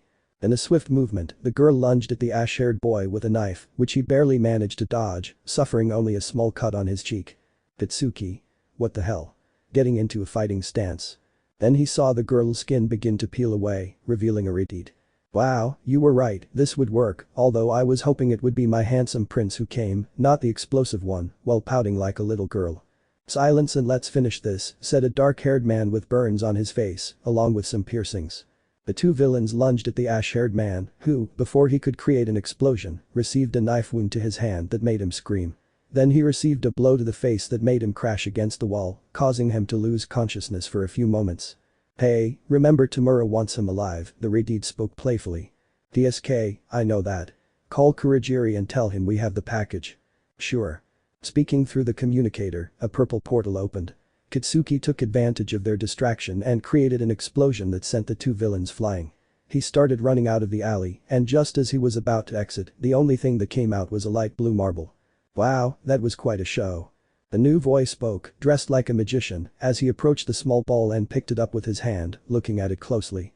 Compress, let's go. With that explosion, some hero will come soon, said the dark-haired one. So the three villains started walking towards the portal, while the freckled one had already finished shopping. Izuku. Kachin, seeing that the ash-haired boy wasn't there, he looked around to see if he could find him. Where did you go? Taking his headphones off his head as he started walking. Izuku walked, searching for his friend. He passed by an alley where he saw three people entering. For a brief moment, he saw a small blue orb, and inside it, he saw the ash-blonde boy. All he could do was drop his things and run toward him, but he only saw the portal close. Then he saw the girl wave goodbye, while Compress bowed, as if saying goodbye after putting on a great show. Izuku fell to the ground after the portal closed. The green-haired boy was in shock. His friend had been taken, and he hadn't done anything to stop it. He let out a cry of pain. A few hours later, the police and some heroes arrived. Izuku told them everything that had happened. When the UA teachers found out about the kidnapping, they quickly began searching for clues as to where he could have been taken. Meanwhile, Izuku was in his room staring into space, his mind lost, remembering how the villains entered the portal, and he clenched his fist so tightly that some blood came out of his hands. Izuku Kachin. Chapter 19. The freckled boy was in his room thinking about how to get his friend back, but he had no clues as to where he could be. So he punched the wall, cracking it. Meanwhile, the ash-haired boy was tied up and unconscious while the members of the League of Villains watched. Tamura. Because sensei wanted us to bring him and recruit him while scratching his neck.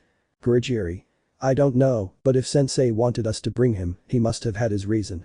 At that moment, Kitsuki slowly began to awaken, and upon seeing the villains, he tried to activate his quirk, but it was impossible. Look who's awake, said a red-haired girl. It's about time you woke up, how could you sleep, sleeping beauty? Said a boy in a suit who seemed to be crazy. Tamura. Toga, twice, shut up. In an angry tone. Kitsuki. Hey, you damn extras, you better let me go. As he started to move roughly to try to free himself. Tamura. Calm down, we're not thinking about killing you yet. Kitsuki. And what do you want? Stopping moving when he saw that it was in vain to free himself. Tamura. We want you to join the league. Kitsuki. I refuse. Tamura. Well, we tried. Approaching where the ash-haired boy was. The villain was about to touch his face, but then a screen lit up and a voice spoke. He was the #1 villain and founder of the All-for-One League of Villains. Tamura waits. Having said that, the villain stopped just inches from the ash-haired man's face. Afo. Dead won't do us any good, but we can get another use out of it. Back with the freckled boy, he was walking through the halls of UA when he overheard a conversation between the heroes and the principal. They were talking about having found the place where the ash-blonde boy might be. Izuku, without wasting any time, ran towards them, but on the way he ran into the bi-colored boy.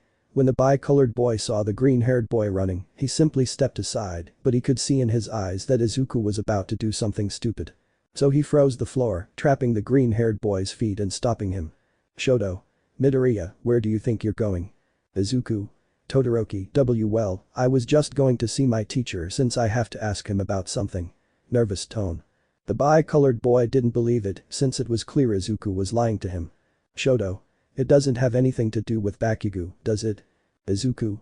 Of course not. Now, if you'll excuse me breaking the ice, I have something to do. But again his feet were frozen. Shoto. What you're thinking of doing is crazy, right? Izuku.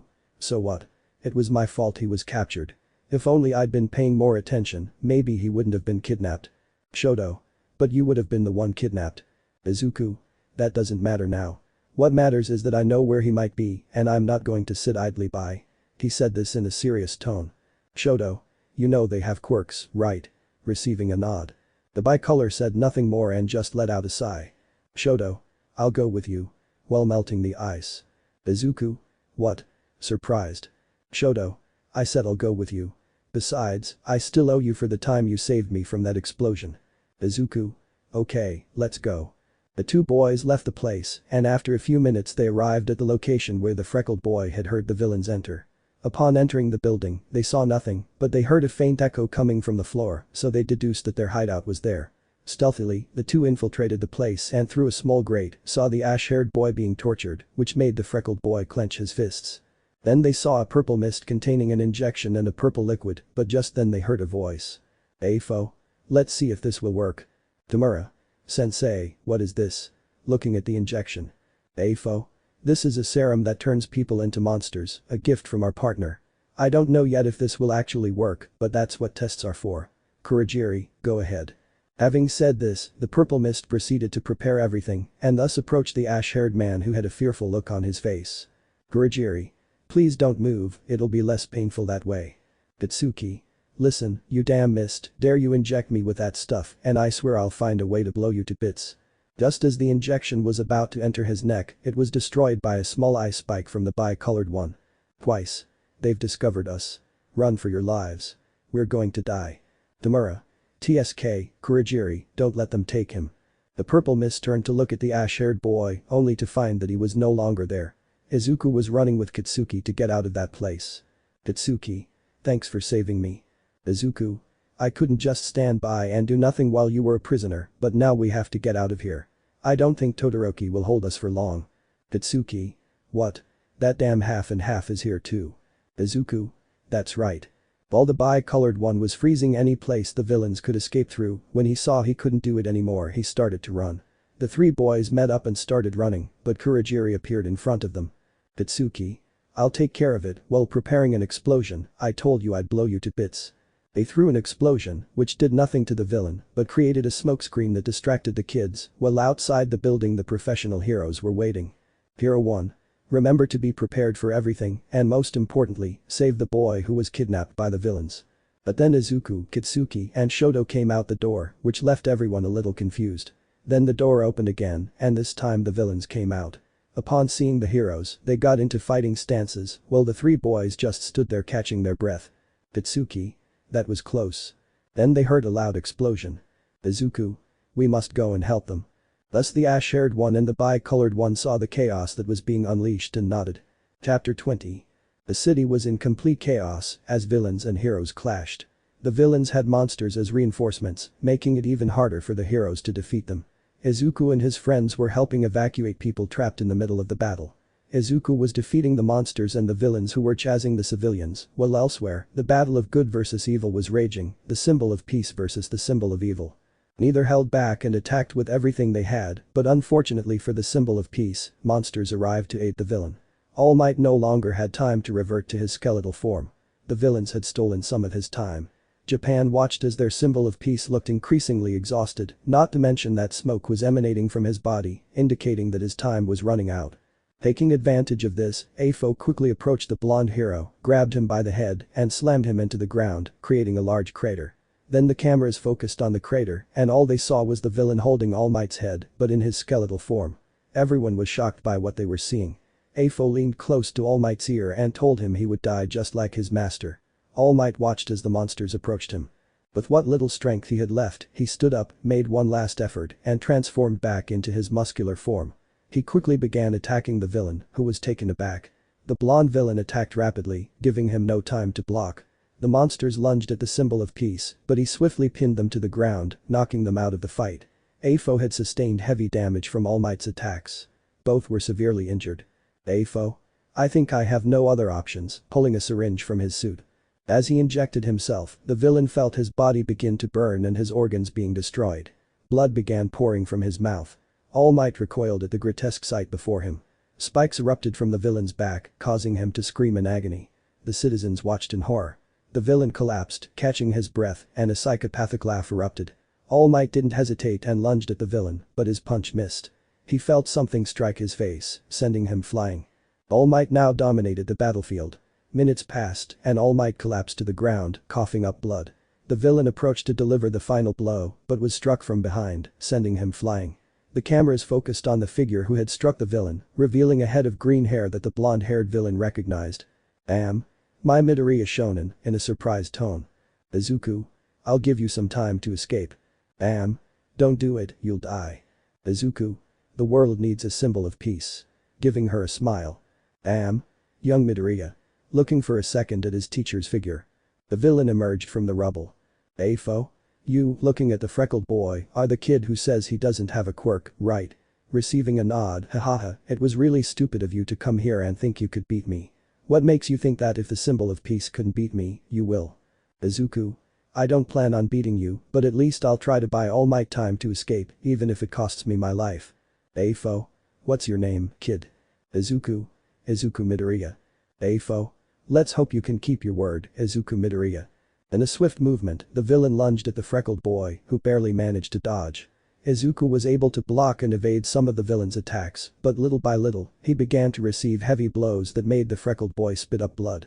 Izuku landed an attack on the villain's face, but his hand was caught by the villains, who then activated a quirk. This caused steel bars to erupt from the freckled boy's arm, making the green-haired boy let out a scream of pain. Meanwhile, elsewhere, a person could be seen watching television. He got up and began to walk away. Returning to the fight, Izuku was on the ground, badly injured. The pain he felt was horrific, but he still remained standing. People were surprised and frightened as they saw the boy bleeding profusely. His friends wanted to go and rescue him, but they were stopped by the heroes. Izuku made one last effort to land a punch, which worked, drawing blood from the number one villain. Afo. All for a drop of blood, wiping the wound. The villain then punched him in the stomach, causing some of his ribs to break and a large amount of blood to spurt from his mouth, causing him to crash into several pieces of rubble. Afo. Wow, you didn't do too badly, kid. You're really strong. That's why you have my respect, Midoriya. That's why I'll give you a quick and painless death. As he slowly approached the green-haired boy who could no longer move. Meanwhile, the freckled boy's friends were in shock as they were about to witness their friend's death. Pitsuki. Come on, get up, you have to keep fighting, while clenching his fists. Shoto. Midoriya. Returning to the freckled boy, he had already accepted his fate when the villain raised his hand to finish him off, but in a flash, the freckled boy was gone. The villain turned around and saw a bald man wearing a yellow suit. Izuku. See sensei, weakly. Saitama. Don't speak, you need to save your energy. I'll handle this from here. As he said that, the bald man turned to look at the villain, and anger could be seen in his eyes, which made the villain take a step back. Chapter 23. Everything in the place became tense as if a war were about to break out. Afo just stared at Saitama, trying to see what the bald man would do, while Saitama looked at him with disinterest and boredom. Saitama. Aren't you going to attack? Afo. Insolent. Thus, the monsters that had been attacking Almight had recovered and launched themselves at the bald man, who killed them with a single blow, which surprised the number one villain. Saitama. Fine, if you don't come to me, I'll come after you. He exerted some pressure on the ground, creating a large crater. Then, with a jump, he caused the crater to grow even larger. The villain tried to stop him by activating his quirks. The villain threw all his long-range quirks at the bald man, creating a smokescreen. The villain thought he had hit him and smiled. Saitama. That's all. Speaking behind the villain. Afo. When did he get there? While walking away. Saitama. Listen, I don't have time to waste with people like you. I'll just tell you not to get in my way. He said it in a serious tone. With that, the bald man began walking towards the freckled boy who was still conscious and applying pressure to his wound to stop the bleeding. The villain took advantage of this and delivered a crushing blow, which the bald man easily stopped. This surprised everyone watching the fight. The villain activated his quirk, which enhanced his strength and speed, adding to the power and speed he had gained from transforming into a monster. He attacked the bald man with brutal force, who simply dodged. Then, the two clashed fists, creating a large shockwave. When their fists collided, the villain's arm exploded, causing him to scream. Saitama quickly rushed to the freckled boy's side to prevent him from being blown away by the shockwave. Izuku. Sensei, while closing his eyes. Saitama checked his pulse and breathed a sigh of relief, knowing that he had only fainted from blood loss. Saitama carefully carried the freckled boy and began to walk, leaving the villain behind, who was screaming in pain from the loss of his arm. Afo. You're a bastard, you'll pay for this. Placing his single hand on the ground, creating a small tremor that sent tiny spikes hurtling towards them, Saitama stomped his foot, destroying the villain's attack. He gently set the freckled boy back on the ground and turned to face the villain, who began to tremble at the sight of the bald man's serious and emotionless expression. Saitama slowly approached him, his fist clenched.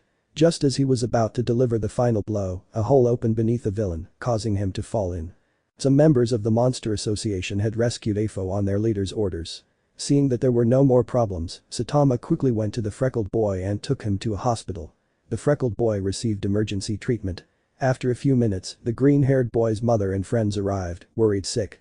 Saitama explained that he hadn't received any information about the freckled boy's condition. Genos had arrived and asked him. His mentor asked how the green-haired boy was doing, to which Saitama replied the same thing he told the others. Saitama.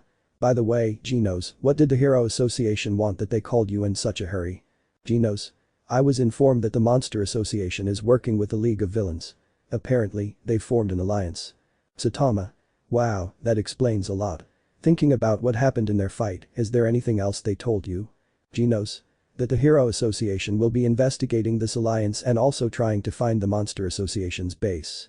The S-Class heroes have been tasked with trying to uncover a clue as to where their headquarters might be located. Saitama. I understand. Just then, a doctor emerged from the operating room and announced that the green-haired boy was out of danger, which pleased everyone. The doctor also told them it would take a few days for him to wake up since he had lost too much blood. Everyone went inside to see the freckled boy and found him connected to an oxygen machine. Meanwhile, elsewhere, the entire League of Villains was surrounded by various monsters and kaiju.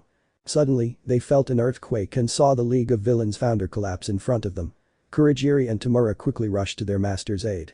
Kurogiri. Sensei, but he saw that he was missing an arm. Don't worry, that's why, he spoke in a deep and imposing voice that sent a shiver down the spine of the League of Villains. Then everyone saw how the number one villain grew a new arm.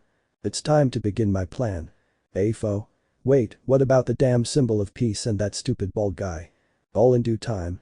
Besides, I gave you the power to kill him and you didn't take advantage of it.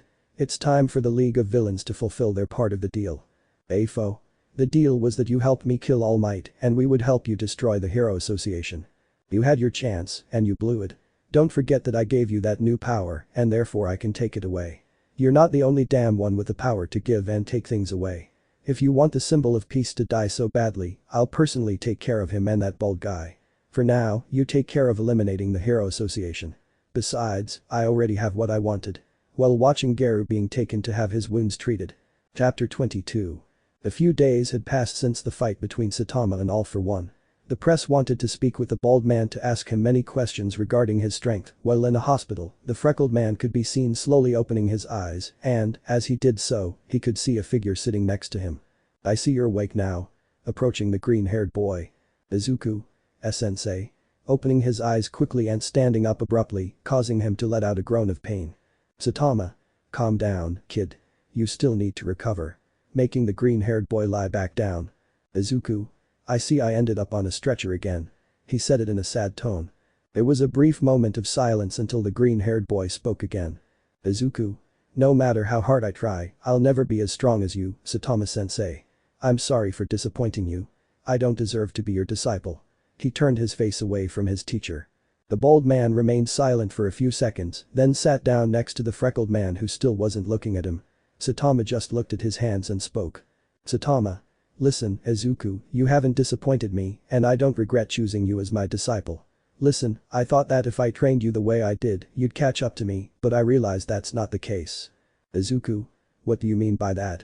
Turning to look at his teacher. Saitama. What I'm trying to say is that we all have different ways of learning. I taught you everything I know so far, but there are no results from you. Even though I'm your teacher, I still have a lot to learn, just like you, and you've taught me some of those things. You still can't break through that barrier that limits you from surpassing yourself. There's something preventing you from doing it. Izuku. And what is it that prevents me from surpassing my limits? Looking at his teacher. Saitama. Letting out a small laugh, I don't know. It's something you must discover for yourself. Getting out of bed. So the bald man was about to leave when the green-haired man spoke. Izuku. Saitama-sensei. Saitama. Yes. Izuku. Thank you for always supporting me and not letting me give up on my dream of becoming a hero, smiling. Saitama. Get well soon, kid. Thus leaving the room, leaving only the green-haired boy who raised his hands and placed them over his eyes. Izuku. Something is preventing me from breaking my limits. Little by little, the freckled boy began to fall asleep. The next day, the doctors examined him and told him he shouldn't do any exercise or anything that involved straining his body, or his wounds could reopen and this time be worse. The freckled boy went to UA, where he felt everyone's eyes on him. When he arrived at his classroom, no one said anything. Then the teacher, upon entering and seeing the green-haired boy in the classroom, told him to go to the principal's office. He nodded. When he arrived at the office, he saw the principal and the symbol of peace bandaged up. Nezu. Young Midoriya, please take a seat. Izuku. Yes, in a frightened tone. There was a brief moment when the green-haired boy was sweating from the tension that could be felt in the air. Izuku. I'm in trouble. In a scared tone. Nezu. Putting his teacup aside, normally I would be. Izuku. I understand. Lowering his head. Nezu. But you risked your life to save the symbol of peace, so we'll pretend it never happened. Izuku. Really? Raising his head while showing a smile. All. That's right, young Midoriya, and I want to thank you for saving my life. Izuku. And it was nothing, All Might. In an embarrassed tone as the symbol of peace bowed to him, is that all, Principal Nezu? Nezu. No, young Midoriya, as you may recall, I told you that if you do something that dangerous again, you will receive a punishment. Izuku. I understand. Nezu. So you will be suspended for 1 week, but don't take it as a bad thing. You can use that week to train or do whatever you want. Izuku. Okay, thank you very much, Principal Nezu. Bowing. So the freckled boy withdrew and returned to his classroom, where the ash-blonde boy asked him if everything was alright, to which the green-haired boy replied that it was. Meanwhile, the principal received a call to have a meeting with someone, which the principal accepted. A few hours later, the founder of the City A Hero Association could be seen in the principal's office. Nezu. What did you want to talk about, Mr. Agoni? Agoni. Director Nezu, I want to propose an alliance. Nezu. An alliance. Curious tone. Begoni. As you know, showing some images, a few days ago the symbol of peace faced the number one villain. Nezu. That's right, but if you want the symbol of peace to participate in what you have planned, I'll tell you that he's unavailable. Begoni. I understand, but please let me finish. Nezu. Oh, sorry, please continue. Begoni. As I was saying, at the same time as his attack, the villains attacked some districts. According to what the heroes investigated, the Monster Association was looking for Geru, also known as the human monster. Nezu. I see, that explains everything. Understanding the situation, you mean the Monster Association is working with the League of Villains. Begoni. That's right, and I think something big is about to happen. I think Shibabawa's prediction is about to come true. Nezu. Excuse me, what prediction are you talking about? Begoni. Before she died, with her last bit of strength she wrote that the earth was in danger, and perhaps this is what he meant, Director Nezu. We don't know what they're planning, but what we are sure of is that the world will be in danger if we don't do something. Nezu. I understand, and I want to tell you that the Hero Association has our full support. Begoni. I'm glad to hear that, Director Nezu. So the two shook hands. Izuku was in his room thinking about the words his teacher had said to him, so he grabbed a few things and left his room, but not before writing a letter, so his friend wouldn't worry about him. Chapter 23. Time skip. 3 days. For the next 3 days, the green-haired boy didn't go to class because he had been suspended, and he would use that time to discover what was preventing him from breaking his limits. Kitsuki, seeing that his friend hadn't gone to class, wondered if everything was alright, so he went to his room. When no one answered, he decided to open it silently, creating a small explosion that destroyed the door and allowed him to enter. Upon entering, he didn't see the green-haired boy anywhere, so he approached his desk and saw that there was a letter addressed to him. He picked it up and began to read it. After a few minutes, he let out a small laugh. Kitsuki. I hope you find what you're looking for, nerd. So, leaving the room, he found the green-haired boy atop a mountain. The day before, he had visited Silver Fang and told him he didn't know what he needed to break his limits. The old man pondered for a moment what he could do to help the freckled boy. Then he saw the green-haired boy and immediately knew the answer. He thought the bald man also knew the answer but didn't reveal it as he needed to discover it for himself. So, he could only tell him that through meditation he could find what he was looking for. Izuku was meditating, but no matter how hard he tried to concentrate, he couldn't get the thought out of his mind. What was it he was searching for? So, he decided to visit his master. Upon arriving at the bald man's apartment, he saw some boxes outside and decided to bring them inside. Inside, he saw his master sitting and playing with King, while Genos watched them. When the two saw the green-haired boy, they greeted him. Saitama. What did you bring? Looking at the boxes. Izuku. I don't know, they were outside his door. Did he order something? Saitama. Not that I recall. So Saitama opened the boxes and in all of them there were some gifts and letters addressed to the bald man. Saitama. And this? Taking a card. King. Wow, Saitama, I see you're famous. Genos. Congratulations, Saitama-sensei. Praising his teacher. Izuku. It seems they all came from the place where he had his fight against the number one villain. Saitama. That's nice. Seeing that someone sent him coupons. The four of them stayed talking for a few moments until it got late, so King said goodbye to everyone and went to his apartment.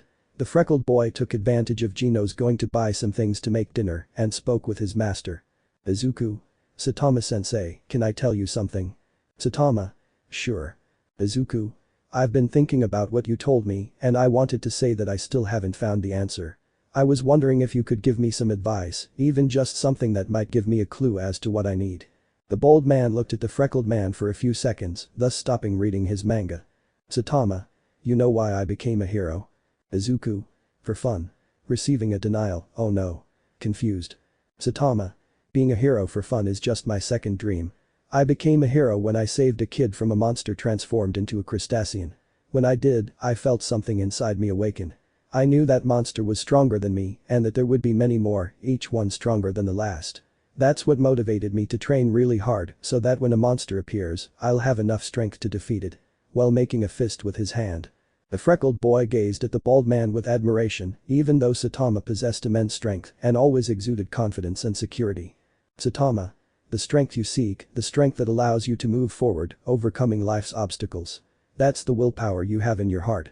Well, I hope what I've told you has helped you find what you were looking for, kid. Izuku. Yes, sensei. Standing up. Saitama. Aren't you staying for lunch? Izuku. Of course. They waited until Genos arrived and finished making dinner. The freckled boy quickly ate, thanked him for the food, and left the bald man's apartment. The green-haired boy already had an idea of what he needed to break his limits, so he went to an area with some trees and lay down under one. But then someone appeared next to the freckled boy. They looked at each other for a few moments and the person started to leave, but then stopped. Wait, this boy is that bald guy's apprentice, that means if I capture him the bald guy will come to me and I can finally get my revenge, so he drew his sword and when he turned around he saw that the green-haired boy was no longer there, but what? Back with the freckled boy, he was walking peacefully until he heard a small buzzing sound. He moved to the side and saw 3 shurikens on a tree trunk. He turned around and saw someone in a ninja outfit. Izuku. I know you. You're that ninja who's always trying to fight Saitama-sensei. Your name was Sonic, right? Sonic. I'm flattered you know me. Izuku. Can I help you with something? Sonic. Heh, of course. You'll be my ticket to get my rematch against that bald guy. Izuku. Ticket. Confused. But he had to dodge a few more ninja stars and so a small fight began where Sonic moved with great speed and agility, but Izuku kept up.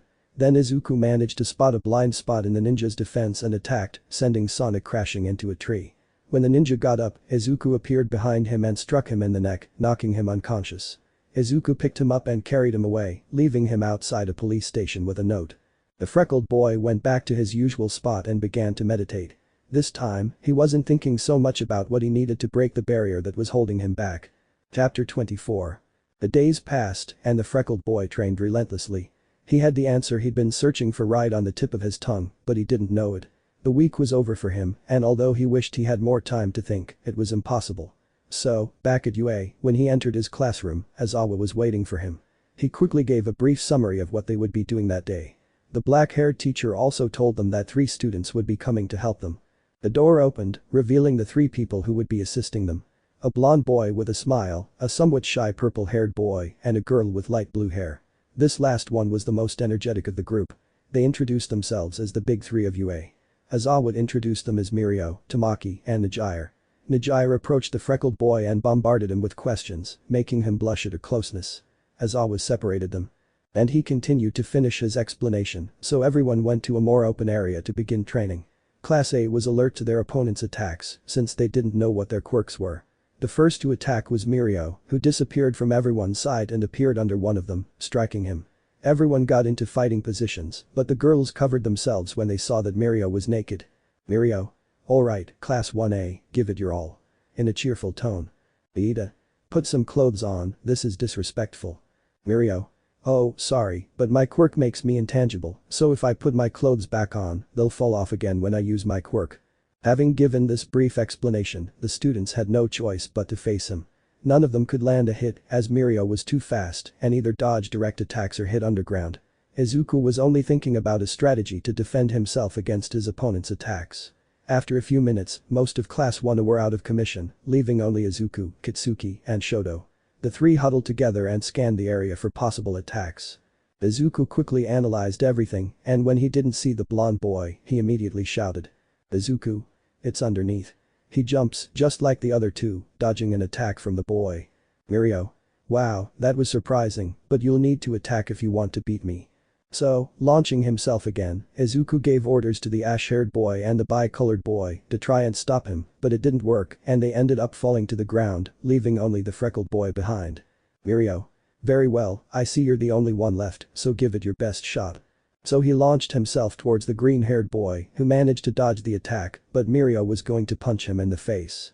Izuku was also going to punch him, but Mirio became intangible, passing through the freckled boy's attack. But to everyone's surprise, Izuku had stopped the boy's attack. Izuku. I've got you. He punches him, sending him flying, but Mirio manages to recover. It took me a while, but I finally figured out how your quirk works. Every time you become intangible, you hold your breath and to become tangible again, you breathe. Everyone was impressed to see how he figured out how Mirio's quirk worked, but he just smiled even more. Mirio. As you know how my quirk works, I hope you can counterattack. So, launching himself at the green-haired boy, who in turn launched himself at the blonde, the 2 attacked and dodged blows. After a few minutes, Izuku had the upper hand.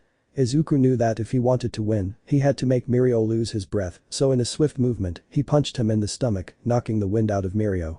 Izuku took advantage of this and struck him in the neck, knocking one of the big 3 unconscious. He fell to the ground defeated. Izawa ended the class for the day. Izuku had improved a lot during his week off. He was even becoming somewhat known in City Z. When classes ended, Kitsuki asked him what he had done during his week off. The green-haired boy explained everything and also said that he had the answer on the tip of his tongue but didn't know what it was.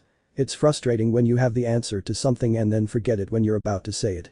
It was frustrating. Izuku suggested that if they went to City Z, since monster attacks were more frequent and could serve as training, which the ash-haired boy accepted. The next day, the two waited patiently until classes ended, then went to City Z. Upon arriving, they saw some monsters causing chaos, so they both smiled and went to attack them. They didn't take long to defeat them, and only one remained.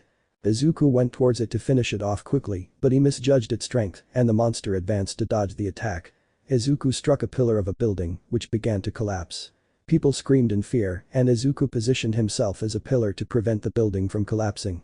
Izuku. Kachin, get them all out. I'll hold up the building. Tatsuki. I understand. So they started getting the people out. People ran outside while they saw the green-haired boy holding up the building to prevent it from collapsing, but then another pillar collapsed, causing the building to tilt even more and the freckled boy to take its full weight, making him fall to his knees. This caused the people inside to crash against the windows, which shattered, and people fell out, but they were caught by the ash-haired boy. Chapter 25. Izuku was doing his best to keep resisting.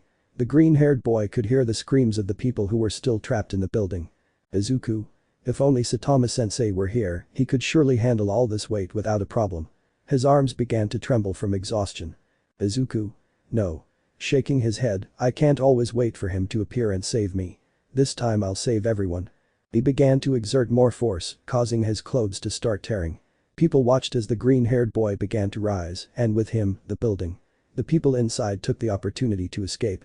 Kitsuki watched his friend giving his all to save people, while Izuku had his eyes closed as he concentrated on saving everyone. Then he remembered his teacher's words. Flashback. Saitama. The strength you seek, that strength that allows you to keep moving forward, overcoming the obstacles in life, that is the willpower one has in their heart. Then flashback. Izuku. Let's go just a little more. Then he felt himself break through the great barrier that had prevented him from moving forward. Izuku had managed to overcome his limits. Once everyone had left the building, the freckled boy simply turned to look in a certain direction and exerted some pressure on the ground, creating a crater. He sighed, opened his eyes, and threw the building as far away as he could so that it wouldn't hurt anyone. All of this had left the green-haired boy exhausted.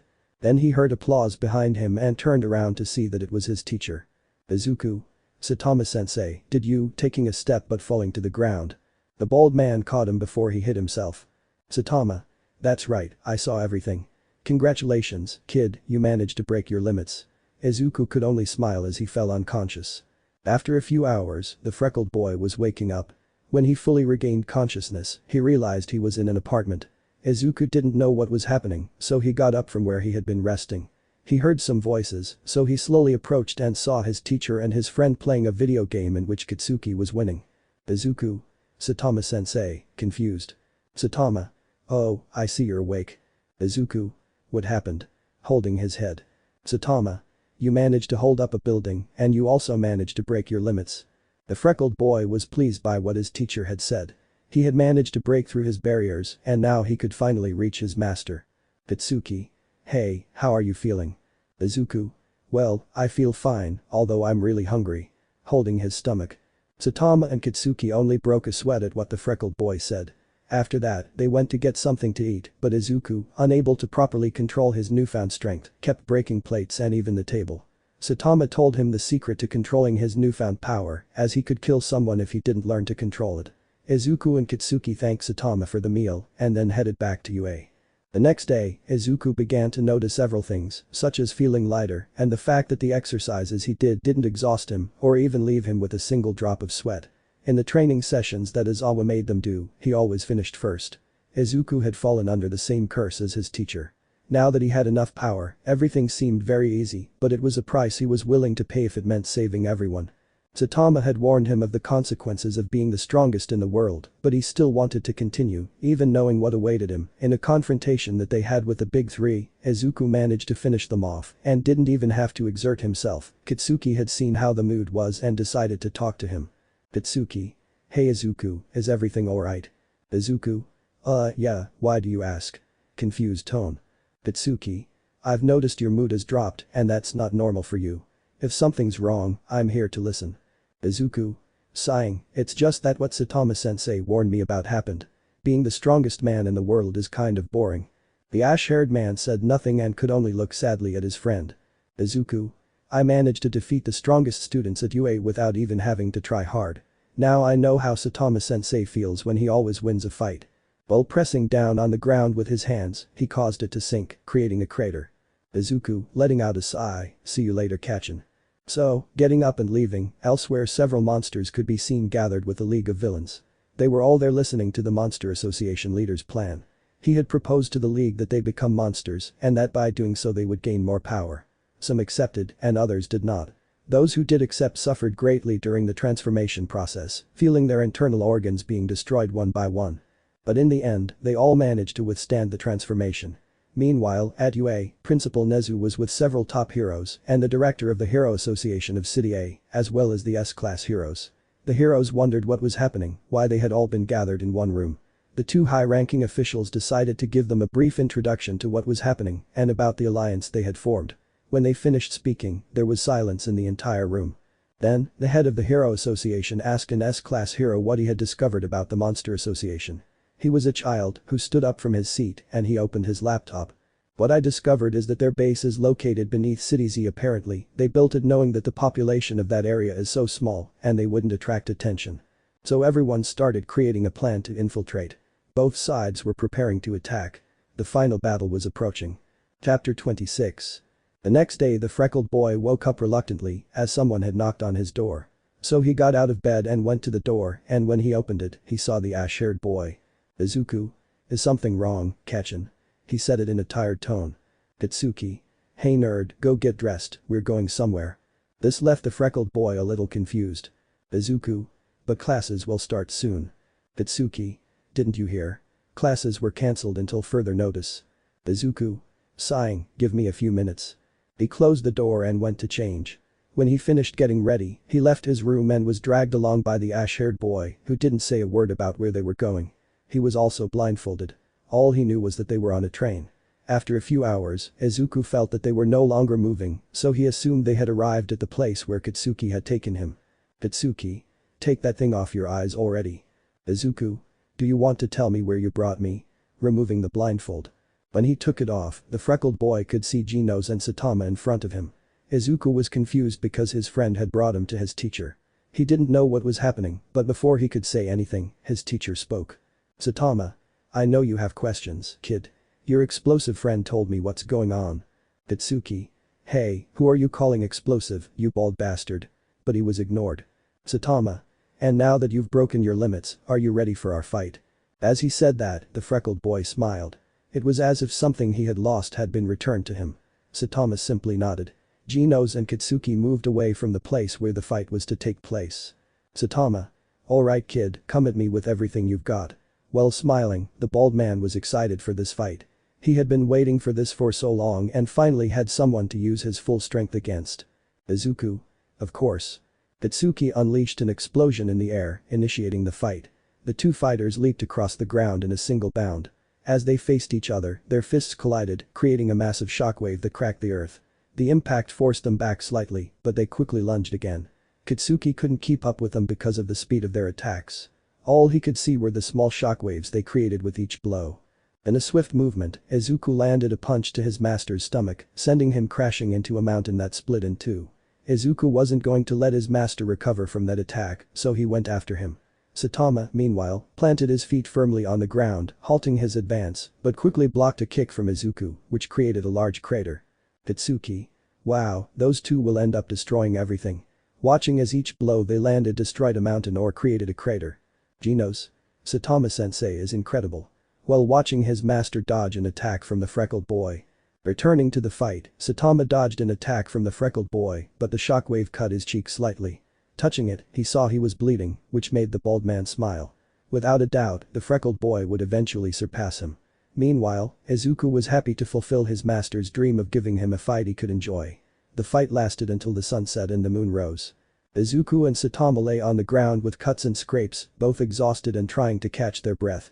Although the fight seemed even at first, Saitama ultimately won. The freckled boy got up, but his legs were trembling and he fell back to the ground. He was too tired, so he began to crawl until he was close to him, where he could hear his master laughing. "Saitama. That was incredible, thank you for giving me this, kid." Turning to look at the green-haired boy. "Izuku. It's the least I can do for everything you've done for me, Saitama-sensei." "Saitama. You know, kid, I'm glad you're my student." "Izuku. And I'm glad you're my teacher, Saitama-sensei." At that moment, Kitsuki and Genos arrived at the scene and approached and helped their friend and mentor. For the first time in a long time, Saitama's muscles ached. He had forgotten the pain he felt and to be honest, he didn't like it. Upon arriving at the apartment, Saitama went to take a bath to relax his body. After getting out of the bath, the green-haired boy went to shower. The two ate what the ash-blonde boy and the robot had prepared and they both quickly fell asleep. The next day, Izuku and Kitsuki said goodbye and returned to their homes since Izuku wanted to see his mother. When Izuku arrived home, he was greeted by his mother, who asked him what had happened since she saw some injuries on the green-haired boy. He told her that he had surpassed his limits and had been able to fulfill his mentor's dream of having a fight. Inko asked him if he wanted to help her make dinner, to which the green-haired boy agreed. Meanwhile, elsewhere, the heroes were already preparing to go to the base, where the villains were also prepared for battle. In the middle of the city, people walked towards their homes, to work, or simply to have fun, but everyone felt a strong tremor, creating a hole in the ground where several monsters and villains appeared. The nearby low-ranking heroes quickly helped people evacuate. Meanwhile, Saitama had woken up and was on his balcony. Genos had to go outside because he was called by the agency, but he saw some villains entering the sewers. This confused him a little, so he put on his hero costume and went down into the sewers as well. The final battle was about to begin. Chapter 27. Saitama was in the sewers. He had lost track of the villains, so he gave up and decided to go to the surface. But he heard voices, so he decided to follow the sound. Saitama walked for a few minutes until he reached a place where several monsters and villains were gathered. The bald man didn't know where he was, so he approached one of the monsters to ask. "Saitama. Excuse me, but where am I?" "Monster. Huh. And who are you?" Confused tone. "Saitama. You know what? I'll find someone else." Starting to walk. "Monster. Hey, you wait." Standing in front, blocking his path, "You're the one everyone's talking about." Saitama. Thanks, I guess." Monster. "I'll finish this in one go." But before he could finish, Saitama had already killed him. Saitama. "I'd better go." Turning around, seeing several tunnels, which way is the exit? So they started walking, while the heroes were fighting the villains and monsters. They had divided into two groups. The first group would be in charge of holding off the villains and monsters, while the second group would be in charge of reaching their base. Returning to Saitama, he had eliminated several higher-ranking monsters that were trying to stop him. The bald man had arrived at a rather strange room. "So you're the one that villain was talking about. I'm surprised you made it this far without a scratch. They weren't lying when they said you were strong." Saitama. Thanks, I guess. By the way, who are you?" "Let me introduce myself." Standing up from his seat, "My name is Irachi, leader of the Monster Association." Saitama. "As you wish. Hey, do you know where the exit is? I've been walking around for a few hours and I don't want to miss the supermarket deals. If you could tell me where the exit is, I'd appreciate it." Irachi. "Interesting. I see you're not afraid of me." Taking a step that made the ground tremble, "I don't think you realize the situation you're in." Saitama. "I don't think so. All I care about is getting out of here." Irachi. "I'm afraid that's not going to be possible." Saitama just watched indifferently as he was surrounded by thousands of monsters and villains, but among them was the number one villain, whom the bald man recognized. Saitama. "I see you've grown another arm again." "Afo. Damn it." He tries to lunge at him. Irachi. "Saitama, join me, become a monster, and together we'll be invincible." Saitama. "No thanks, I don't care about joining your cult, much less becoming a monster." Irachi. "If that's your decision." He snaps his fingers. All the monsters and villains present began launching their best attacks at the bald man, while the second group of heroes had arrived at the base and felt a strong tremor. Hero 1. "What the hell was that?" Silver Fang. "I don't know, but we have to sign up." Returning to the fight, everyone had stopped attacking and just smiled, thinking the bald man was dead, but then they all heard a voice. Saitama. "That was close." Dusting himself off. Irachi. "Wow, you managed to survive that. You're quite interesting, Saitama." Then everyone heard a voice, turning around to see that it was the heroes, and a fight was breaking out. Genos. "Saitama-sensei, I'm glad you discovered the monster's base." Saitama. Of course, it was all coldly calculated. While inside he was just thinking that all he did was go into the sewers and get lost. AFO. Saitama, going to where the bald man stopped the attack. While the first group had managed to defeat the villains, they received news that the villains had managed to enter the base, giving them its location. Upon arriving at the location, Tatsumaki used her power, and everyone in City Z felt a strong tremor. The girl had managed to bring the entire Monster Association headquarters to the surface. Saitama was fighting two monsters at once. All for One and Irachi. Both attacked rapidly, but they were no problem for Saitama, who easily stopped or deflected their attacks. Meanwhile, Genos was trying to stop Geru, who had transformed into a monster. This ended with Geru destroying Genos. As a last resort, the hero activated his self-destruct sequence, but Saitama stopped it. Saitama had bought himself some time to go and help his disciple, offering words of support and encouragement that prevented him from destroying himself. Now, the bald hero was fighting three enemies at once, which complicated things a bit since the third individual who joined the fight was Geru, who was putting up more of a fight than All for One and Irachi combined. Meanwhile, the freckled boy was at home watching the news reports about what was happening in City Z. He saw his master facing the three villains and quickly headed for the door, but his mother stopped him, not wanting him to. He went outside, but Izuku told her he would be fine and would return when it was all over. Inko looked into her son's eyes and knew that no matter what he did, her son would still go to help his teacher. Inko. Sighing, just promise me you'll be here at dinner time. Izuku. Nodding, I promise. His mother stepped aside and the freckled boy ran towards where the battle was taking place. On the way he ran into Katsuki. Izuku. Kachin, what do you think you're doing? Katsuki. The same as you, I'm going to help that bald guy. Izuku. Smiling, then we don't have time to waste.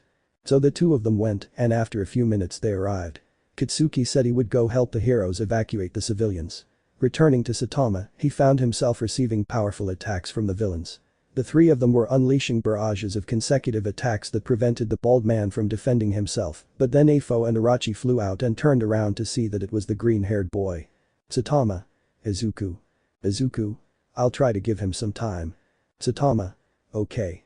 Thus the bald man stopped Geru's attack and returned it, sending him flying. Izuku. Saitama-sensei, today I will repay my debt. While watching Irachi and Afo approach. Thus he also launched himself against them. Chapter 28. Everything was chaos in the city. Izuku dodged the attacks of the two villains. He could keep up with them. The three of them left destruction in their wake. The freckled boy wasn't very focused on the fight as he was thinking about how his master was doing against Geru since he was the only one who could put up any fight. But he stopped thinking about that and simply put his faith in his master to defeat him. Izuku had to stop Irachi's horns, which forced him back. The freckled boy decided to use some techniques that Silver Fang had taught him, attacking Afo and sending him crashing into a building. He quickly headed towards Irachi, but upon arriving, he was surprised that the monster had been able to replicate, even perfect, his attack. This sent him flying, but he was caught by the monster's horns, which pulled him towards Irachi. Irachi grabbed him by the head and slammed him into the ground, creating a large crater. Izuku felt nothing, so he took advantage of the proximity and, with a single movement, broke Irachi's arm. This caused the villain to let out a cry of pain, but he quickly recovered. Afo had returned to the battle where he stood beside Irachi. Irachi. Listen, if we want to kill him, we have to do it together. Afo. Are you serious? He's just a brat. Irachi. Trust me, if we keep attacking separately, we'll both end up dead. There's something about that kid that tells me he's not normal. Afo. TSK, fine. The two launched themselves at the green-haired boy who withstood their attacks but had to dodge Irachi's claws, as did Afo. Izuku was simply holding back because even though he had broken his limits, he had to be careful since he didn't know if they were still evacuating the city. The villains gradually began to take control of the battle. The freckled boy only had a few scratches while some of his clothes were torn. The villains also had injuries, but Afo was the most affected. It didn't matter that he now had faster regeneration than before. The blows he received from the green-haired boy always broke some of his bones. Irachi, for his part, only had small scratches since he was more resistant. The three heard explosions and turned to see that the words "You are safe" were written in the sky. The villains didn't understand, but Izuku did. It meant that they had managed to evacuate everyone from the city. The villains turned their attention back to Izuku but saw him start cracking his knuckles while in her gaze held a smile. Izuku. My turn. In a blur of speed, Izuku appeared behind Afo, landing a blow that broke some of his teeth. He vanished again, reappearing near Irachi, who was able to soften the blow somewhat thanks to his abilities. Now the battle was being controlled by the freckled boy who was attacking the villains fiercely, forcing them to resort to their most powerful and last resort techniques. Orochi felt humiliated that a mere child had made him use his last resort technique. Afo had already prepared his attack and launched himself at the freckled boy. Izuku simply ducked and dug his hands into the ground, lifting it and creating a shield with the earth he had raised. When Afo touched the green-haired boy's improvised shield, an explosion was created that spread in a radius of 5 meters, leaving only a large crater. When the smoke cleared, the freckled boy was seen holding the villain's hand, squeezing it. Orochi, who had seen this, was surprised. He knew then that he had underestimated the green-haired boy and the bald one. Izuku. Luckily, Kachin and the others already evacuated the civilians. He thought to himself. Afo? You damn brat. Trying to break free from his grip. Izuku. You've caused a lot of damage. He said in a serious and cold tone. Afo? And what are you going to do? Kill me? Izuku. I'll do it according to the laws of our city. Afo? If you do, it won't be long before I'm back out. Izuku. Like I said, I won't kill you because of the laws of our district, but we're not in our city. So the freckled boy closed his fist and punched the villain, who exploded into 1,000 pieces. Izuku was in shock, wondering what he was thinking. He had killed someone like that. He took a few steps back, looking at his hands, which still had the blood of the villain he had just killed. But he quickly turned his gaze and saw that Orochi had escaped. Izuku sat there thinking about what he had done, but then he felt a great tremor coming from another part of the city. Meanwhile, Saitama had stopped defending himself and started attacking Garu, and so their fight began. When Garu escaped, Saitama went to see if his apartment was still there, but when he arrived, he only saw everything destroyed. He sighed and saw the green-haired boy standing motionless. Approaching him, he tried to call out to him, but there was no response. So he touched his shoulder, which made the freckled boy react. Turning around, he saw that it was his teacher. Saitama saw that Izuku was covered in blood and that his eyes held fear and regret. He quickly deduced what had happened, and all he could do was hug the freckled boy, who hugged him tightly as he began to cry. Saitama. Calm down, it's over now. Izuku. But I killed him. While hugging the bald man tighter. Saitama said nothing more and could only comfort the green-haired boy. After all, he was just a kid who would never hurt a fly, but now he had accidentally killed someone. The freckled boy had fallen asleep, so Saitama picked him up and took him home. When the bald man arrived where Genos and Kitsuki were, the two quickly approached them and were surprised to see the freckled boy covered in blood. They were going to ask him what had happened, but Saitama quickly shook his head. So they cleaned the green-haired boy up as best they could and took him home, where his mother greeted them. She had been watching the news and was very worried about her son, but seeing that he was asleep and that it wasn't serious made her feel better. She invited them to stay for a meal, which they accepted. Saitama wondered where he could stay since his apartment had been destroyed. Inko offered him a place to stay for as long as necessary. The bald man refused, but seeing the green-haired woman's insistence, he agreed. Now he knew where his disciple had gotten so much insistence from, so Genos and Saitama settled into the guest room and ended up resting. Chapter 29. Time skip. 3 weeks. 3 weeks had passed since that catastrophic battle, and the cities affected by the fighting between heroes, monsters, and villains still hadn't been fully rebuilt. For the first 6 days, Izuku hadn't left his room, still unable to stop thinking about having killed someone, even though he'd vowed never to kill anyone again. Now, he didn't know what to do. Kitsuki and his mother tried to get him to leave his room, but it was useless. So, Inko asked the bald man to talk to him to cheer him up, which worked, and the green-haired boy went back to doing what he loved, having learned a new lesson. Flashback. Saitama was reading a manga when he heard someone coming down the stairs. He saw it was his mother, who looked sad, and he knew why. Saitama. He still doesn't want to come out. Inko. That's right, I could go talk to him. Saitama. Putting his manga aside, okay. So she went to the freckled boy's room, knocked on the door, but received no answer, and sighed. Saitama. Hey kid, it's me, can I come in? But he received no response. The bald man looked in all directions and, seeing that there was no one there, he turned the doorknob, breaking it and thus opening the door. Saitama. I'll tell Genos to fix it later, he thought to himself. Everything was dark, so he approached the freckled boy's bed where he was hiding under the sheets. Saitama. Tell me how you're feeling about what happened. Izuku. Bad. Weak and depressed tone. Saitama. You know, you don't have to feel bad about killing someone. Izuku. But he was a living being, he didn't deserve that. Getting out of bed. Saitama. Do you want to hear some advice? Receiving a nod, well, more than advice, it's an experience. You know why we kill monsters? Receiving a shake of his head. Saitama. We do it because if we leave them alive, they'll come back and maybe cause more damage than before, and they might cause many innocent deaths. That's why we eliminate them. When you fought the villain, what did you see in his eyes? Izuku. I only saw his bloodlust. While lowering his head. Saitama. That means it wasn't the first time he'd killed someone and that he wouldn't hesitate to kill more people. What you did, I know, is wrong to you, but look at it this way. If you had let him live, possibly when you meet again it may have caused more deaths, just think about how many lives you managed to save by destroying it. Izuku. So that means I have to be a killer to save people. Saitama. Of course not, you only have to eliminate villains that represent a high level of danger to humanity, like the kaiju. The freckled boy remained silent for a few seconds until he spoke. Izuku. I think I understand. Saitama. I'm glad to hear it. I think you learned an important lesson on becoming a hero. But remember, you still have a lot to learn and maybe most of your experiences will be bad, but that will help you keep trying to be a better hero and a better person. Well, kid, I think I've told you everything you needed to know. End of flashback. Also during those weeks, Saitama had been summoned by the Hero Association because some witnesses said he was the one who fought Garou. The executives were surprised because they had also heard that he was the one who faced the deceased number 1 villain and emerged without a scratch. Saitama sat while awaiting the executives' decision as they discussed what to do with him. They all agreed to promote the bald man to S-class. This surprised and pleased Saitama. The executives gave him a mission. To find Garou and eliminate him, since if he were still alive he could endanger civilians. Saitama saw no problem with that, so he accepted the mission. He would just have to wait for Garou to return, wanting his revenge. Meanwhile, elsewhere, Garou could be seen with Urachi.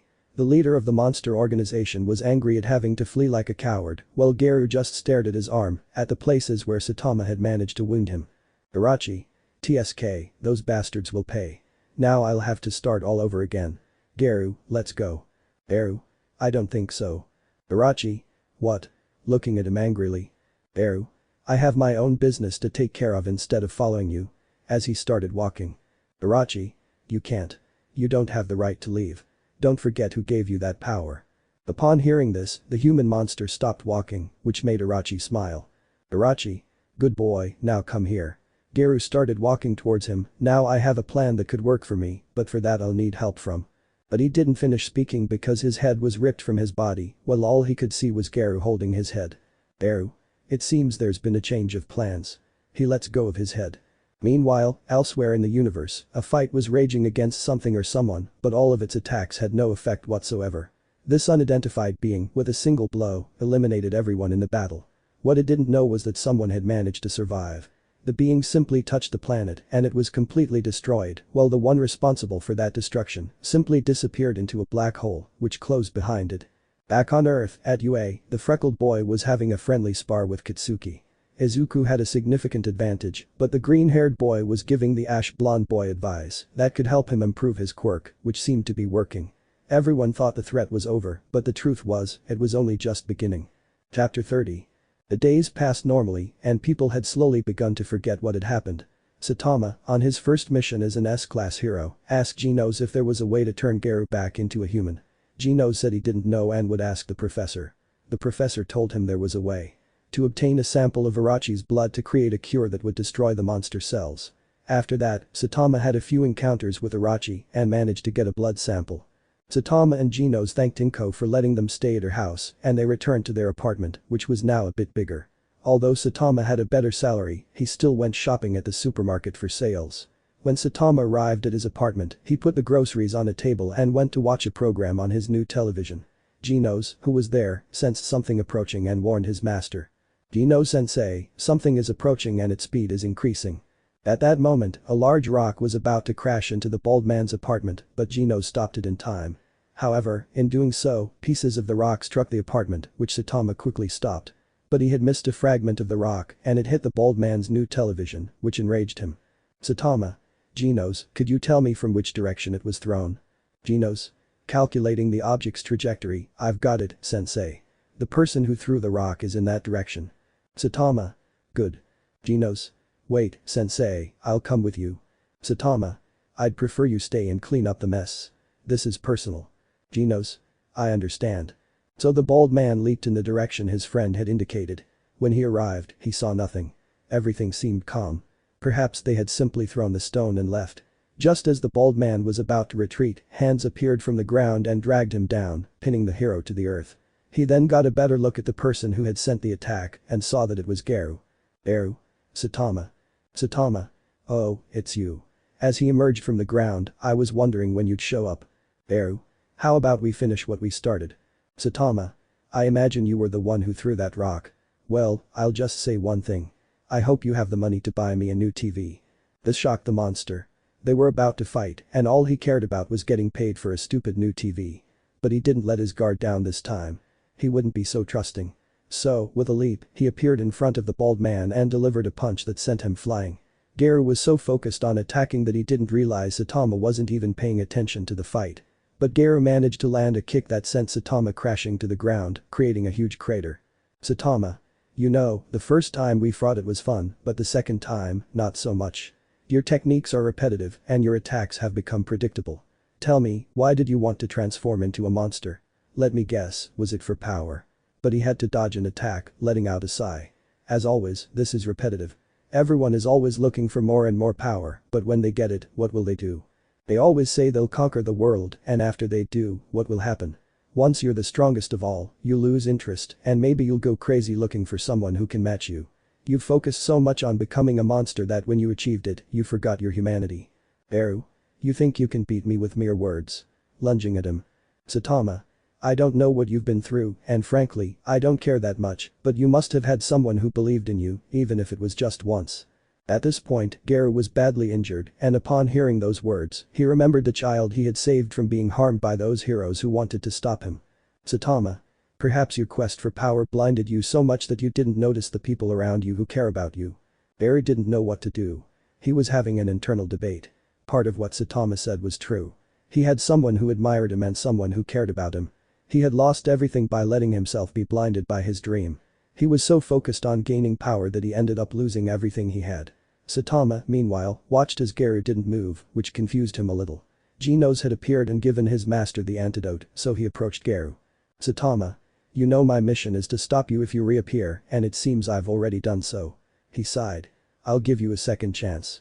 You can see this as redemption only if you're willing to accept it. While injecting him with the serum to turn him back into a human, but if you cause any harm again, I will personally eliminate you. By the way, I hope you pay me back for my television. Goodbye. Geru felt dizzy as he removed the injection. Everything was blurry as he slowly transformed back into a human. When the process was complete, Geru had several wounds, but none were serious. He then saw Saitama tear off his cape and give it to him to cover himself, since he was naked. Geru collapsed to the ground, exhausted and injured. Saitama was about to leave when a person fell from the sky. She appeared to be badly hurt, so the bald man approached her to check if she was alright. Saitama. Hey, are you okay? What happened to you? He's coming. She faints. After saying that, a black hole opened in the sky and a creature emerged from it. Chapter 31. Genos was on high alert upon seeing the creature, while Saitama simply watched, bored, what was happening. Slowly, the creature descended to the ground and its contact with the earth caused an earthquake. The creature seemed to survey its surroundings, spotting Saitama and the others. It raised its foot and crushed them as if they were mere ants, but the heroes managed to dodge the attack. Geru, having awakened, saw the situation he was in. Genos. Hey you tin can you close my wounds? Genos. Frowning, that's right. Genos had heated his finger until it was red hot, then he passed it over Geru's wounds to make them stop bleeding. Saitama. Hey you, who are you or what are you? Looking at the being. I am the one whom his people call God. He said it through telepathy. Saitama. God, confused. But before he could say anything else, Genos and Geru launched their attack. Genos and Geru unleashed their strongest attacks, but they had no effect. However, they were surprised when the figure called God returned Genos' attack. The Saberg wasn't going to be able to dodge his own attack, but Saitama saved him by taking the blow himself, crashing into a mountain. Genos worried about his master, who didn't notice when God unleashed a powerful blow that lifted a large portion of the ground, instantly shattering him. Geru stared in amazement at the attack, causing God to focus his attention on him. God. I see you are very stubborn in your quest for power. Humans are such greedy beings, but I'll tell you something. I can grant you the power you so desire, but in return you will have to eliminate every being that inhabits this planet. Geru thought for a while, but then he let out a laugh. Geru. I'm sorry, but I won't fall for that garbage anymore. God. I see. So, launching a sphere at him, Geru dodged it, causing him to let out a groan of pain. Although his wounds had momentarily closed, he could still feel the pain. He lunged at him, but God didn't even flinch. He slammed his hand on the ground, sending Garu flying and seriously injuring him. God thought it was over, but he forgot about Saitama. Meanwhile, Saitama got up and jumped towards God. God saw Saitama approaching and launched several energy spheres, which Saitama easily dodged, landing a punch that sent God flying into the sky. God opened a hole in his face and sent it flying towards the bald man. Saitama used his Serious Series attack, hitting God in the face, which caused an earthquake across the planet. News reports stated that a strange creature had appeared and that the S-class heroes Saitama and Genos were fighting it. At UA, all the students could be seen in the common room watching the news. Todoroki. Midoriya, that's not your teacher. Izuku. That's right. Watching the news reports from a distant location, Saitama emerged from the rubble. To his and his students' surprise, he had an injured arm. He thought it was all over, but God, from the ground, slammed his hand down, crushing him. God congratulated Saitama on his resilience and launched a beam at him. Saitama tried to block it, but it still pierced the ground, sending him flying near the Earth's core. Everyone was astonished by what they had just witnessed. Izuku was in shock, seeing someone as strong as his teacher, while Saitama could only stare at the heat, which was so intense it would instantly kill a normal human. Saitama. I need to get a little more serious. While on the surface, God spoke to everyone through his telepathy. God. Humans stand no chance against me. Even four-dimensional beings couldn't defeat me. In the multiverse, there are gods of dimensions with powers beyond comprehension. There may be beings on this planet with immense power, but they are nothing more than mere dust floating in the universe. But I will be merciful and grant them a swift and painless death. At that moment, Garu launched himself towards God, giving his last effort, but it was all for nothing as he didn't last long before falling to the ground, badly injured. God. You surprise me, human. You are resilient and stubborn. Garu. There is someone more resilient and stronger than me, but if you want to fight him, you'll have to defeat me first. God. As you wish. Garu lunged at him, this time enraged. God didn't even bother to defend himself against his rival's attacks. Tired of this, God unleashed a lightning bolt at Garu, who was already exhausted and received the attack that disintegrated him. Some heroes were approaching the scene, but they too were disintegrated by the lightning. Garu. Saitama, now the world depends on you, thus completely disintegrating. As Saitama was returning to the surface, he saw God, whose gaze was filled with anger. God was surprised and wondered how a human could survive such extreme temperatures. Saitama leaped to the giant's level and began delivering a series of consecutive blows that forced God back. God then teleported on top of Saitama, crushing him. Saitama managed to hold onto God's foot as the ground cracked, creating a large crater and a powerful tremor. If they continued fighting, they would end up destroying the entire planet.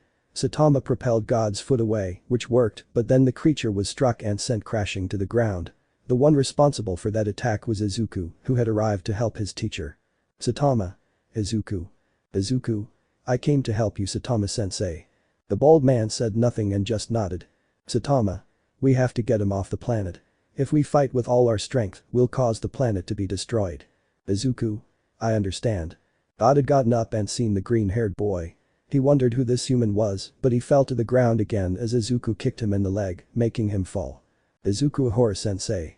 Saitama grabbed him by the foot and threw him far away, sending him hurtling into space and crashing onto a distant planet.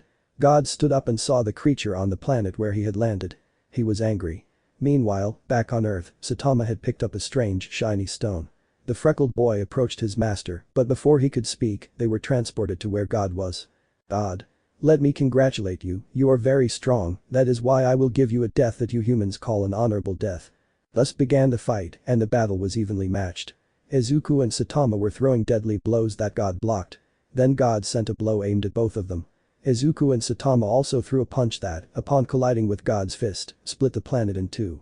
Then God trapped Saitama and Izuku in his hands, creating a rather strange room. Izuku. Where are we? Saitama. I don't know. A light enveloped him. Izuku. Saitama-sensei, what's happening? Also enveloped in a light. When the light faded, Saitama was seen with hair and Izuku was even younger. Izuku. But what? Seeing that he looked a few years younger. God. You are now in a space-time room created by me.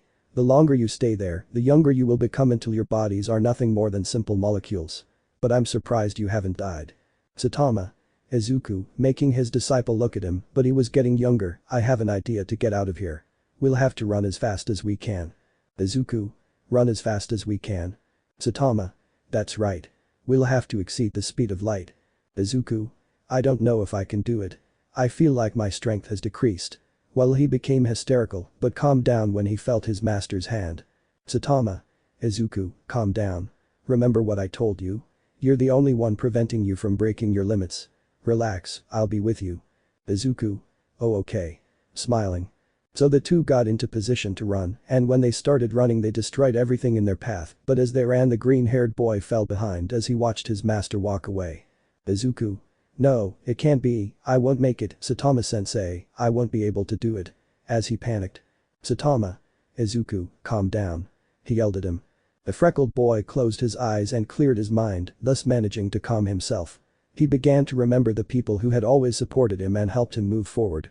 Then he opened his eyes and saw that he was once again beside his teacher, who gave him a smile. Thus they managed to leave that place where God had imprisoned them. Upon leaving, they returned to how they were before. Saitama. Izuku, it's time to end this. Izuku. Sure. Thus, the two began to rapidly attack God, destroying him little by little. God asked them to give him a few milliseconds to recover, but Saitama and Izuku launched themselves at him, delivering a combined blow that destroyed that being. God. There are more beings like me, even stronger, out there in the universe. My death is insignificant compared to what awaits them. Someone else will finish my work. Thus, disappearing completely, the two were left stranded on that planet. Izuku wondered how they would return to their homeland. Saitama. Hold your breath. Izuku. What? But before he could do anything, Saitama grabbed him and jumped.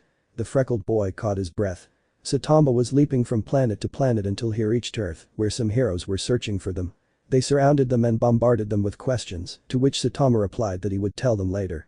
A few hours passed, during which Saitama explained what had happened. The whole room began to discuss what they would do if one of those things reappeared. Saitama left and went to his disciples. He asked Izuku and Genos if they wanted to have a fight, and they both accepted. The three began fighting, only seeing small shockwaves from their blows, but Saitama ended up winning. He then approached his disciples. Saitama. You were great.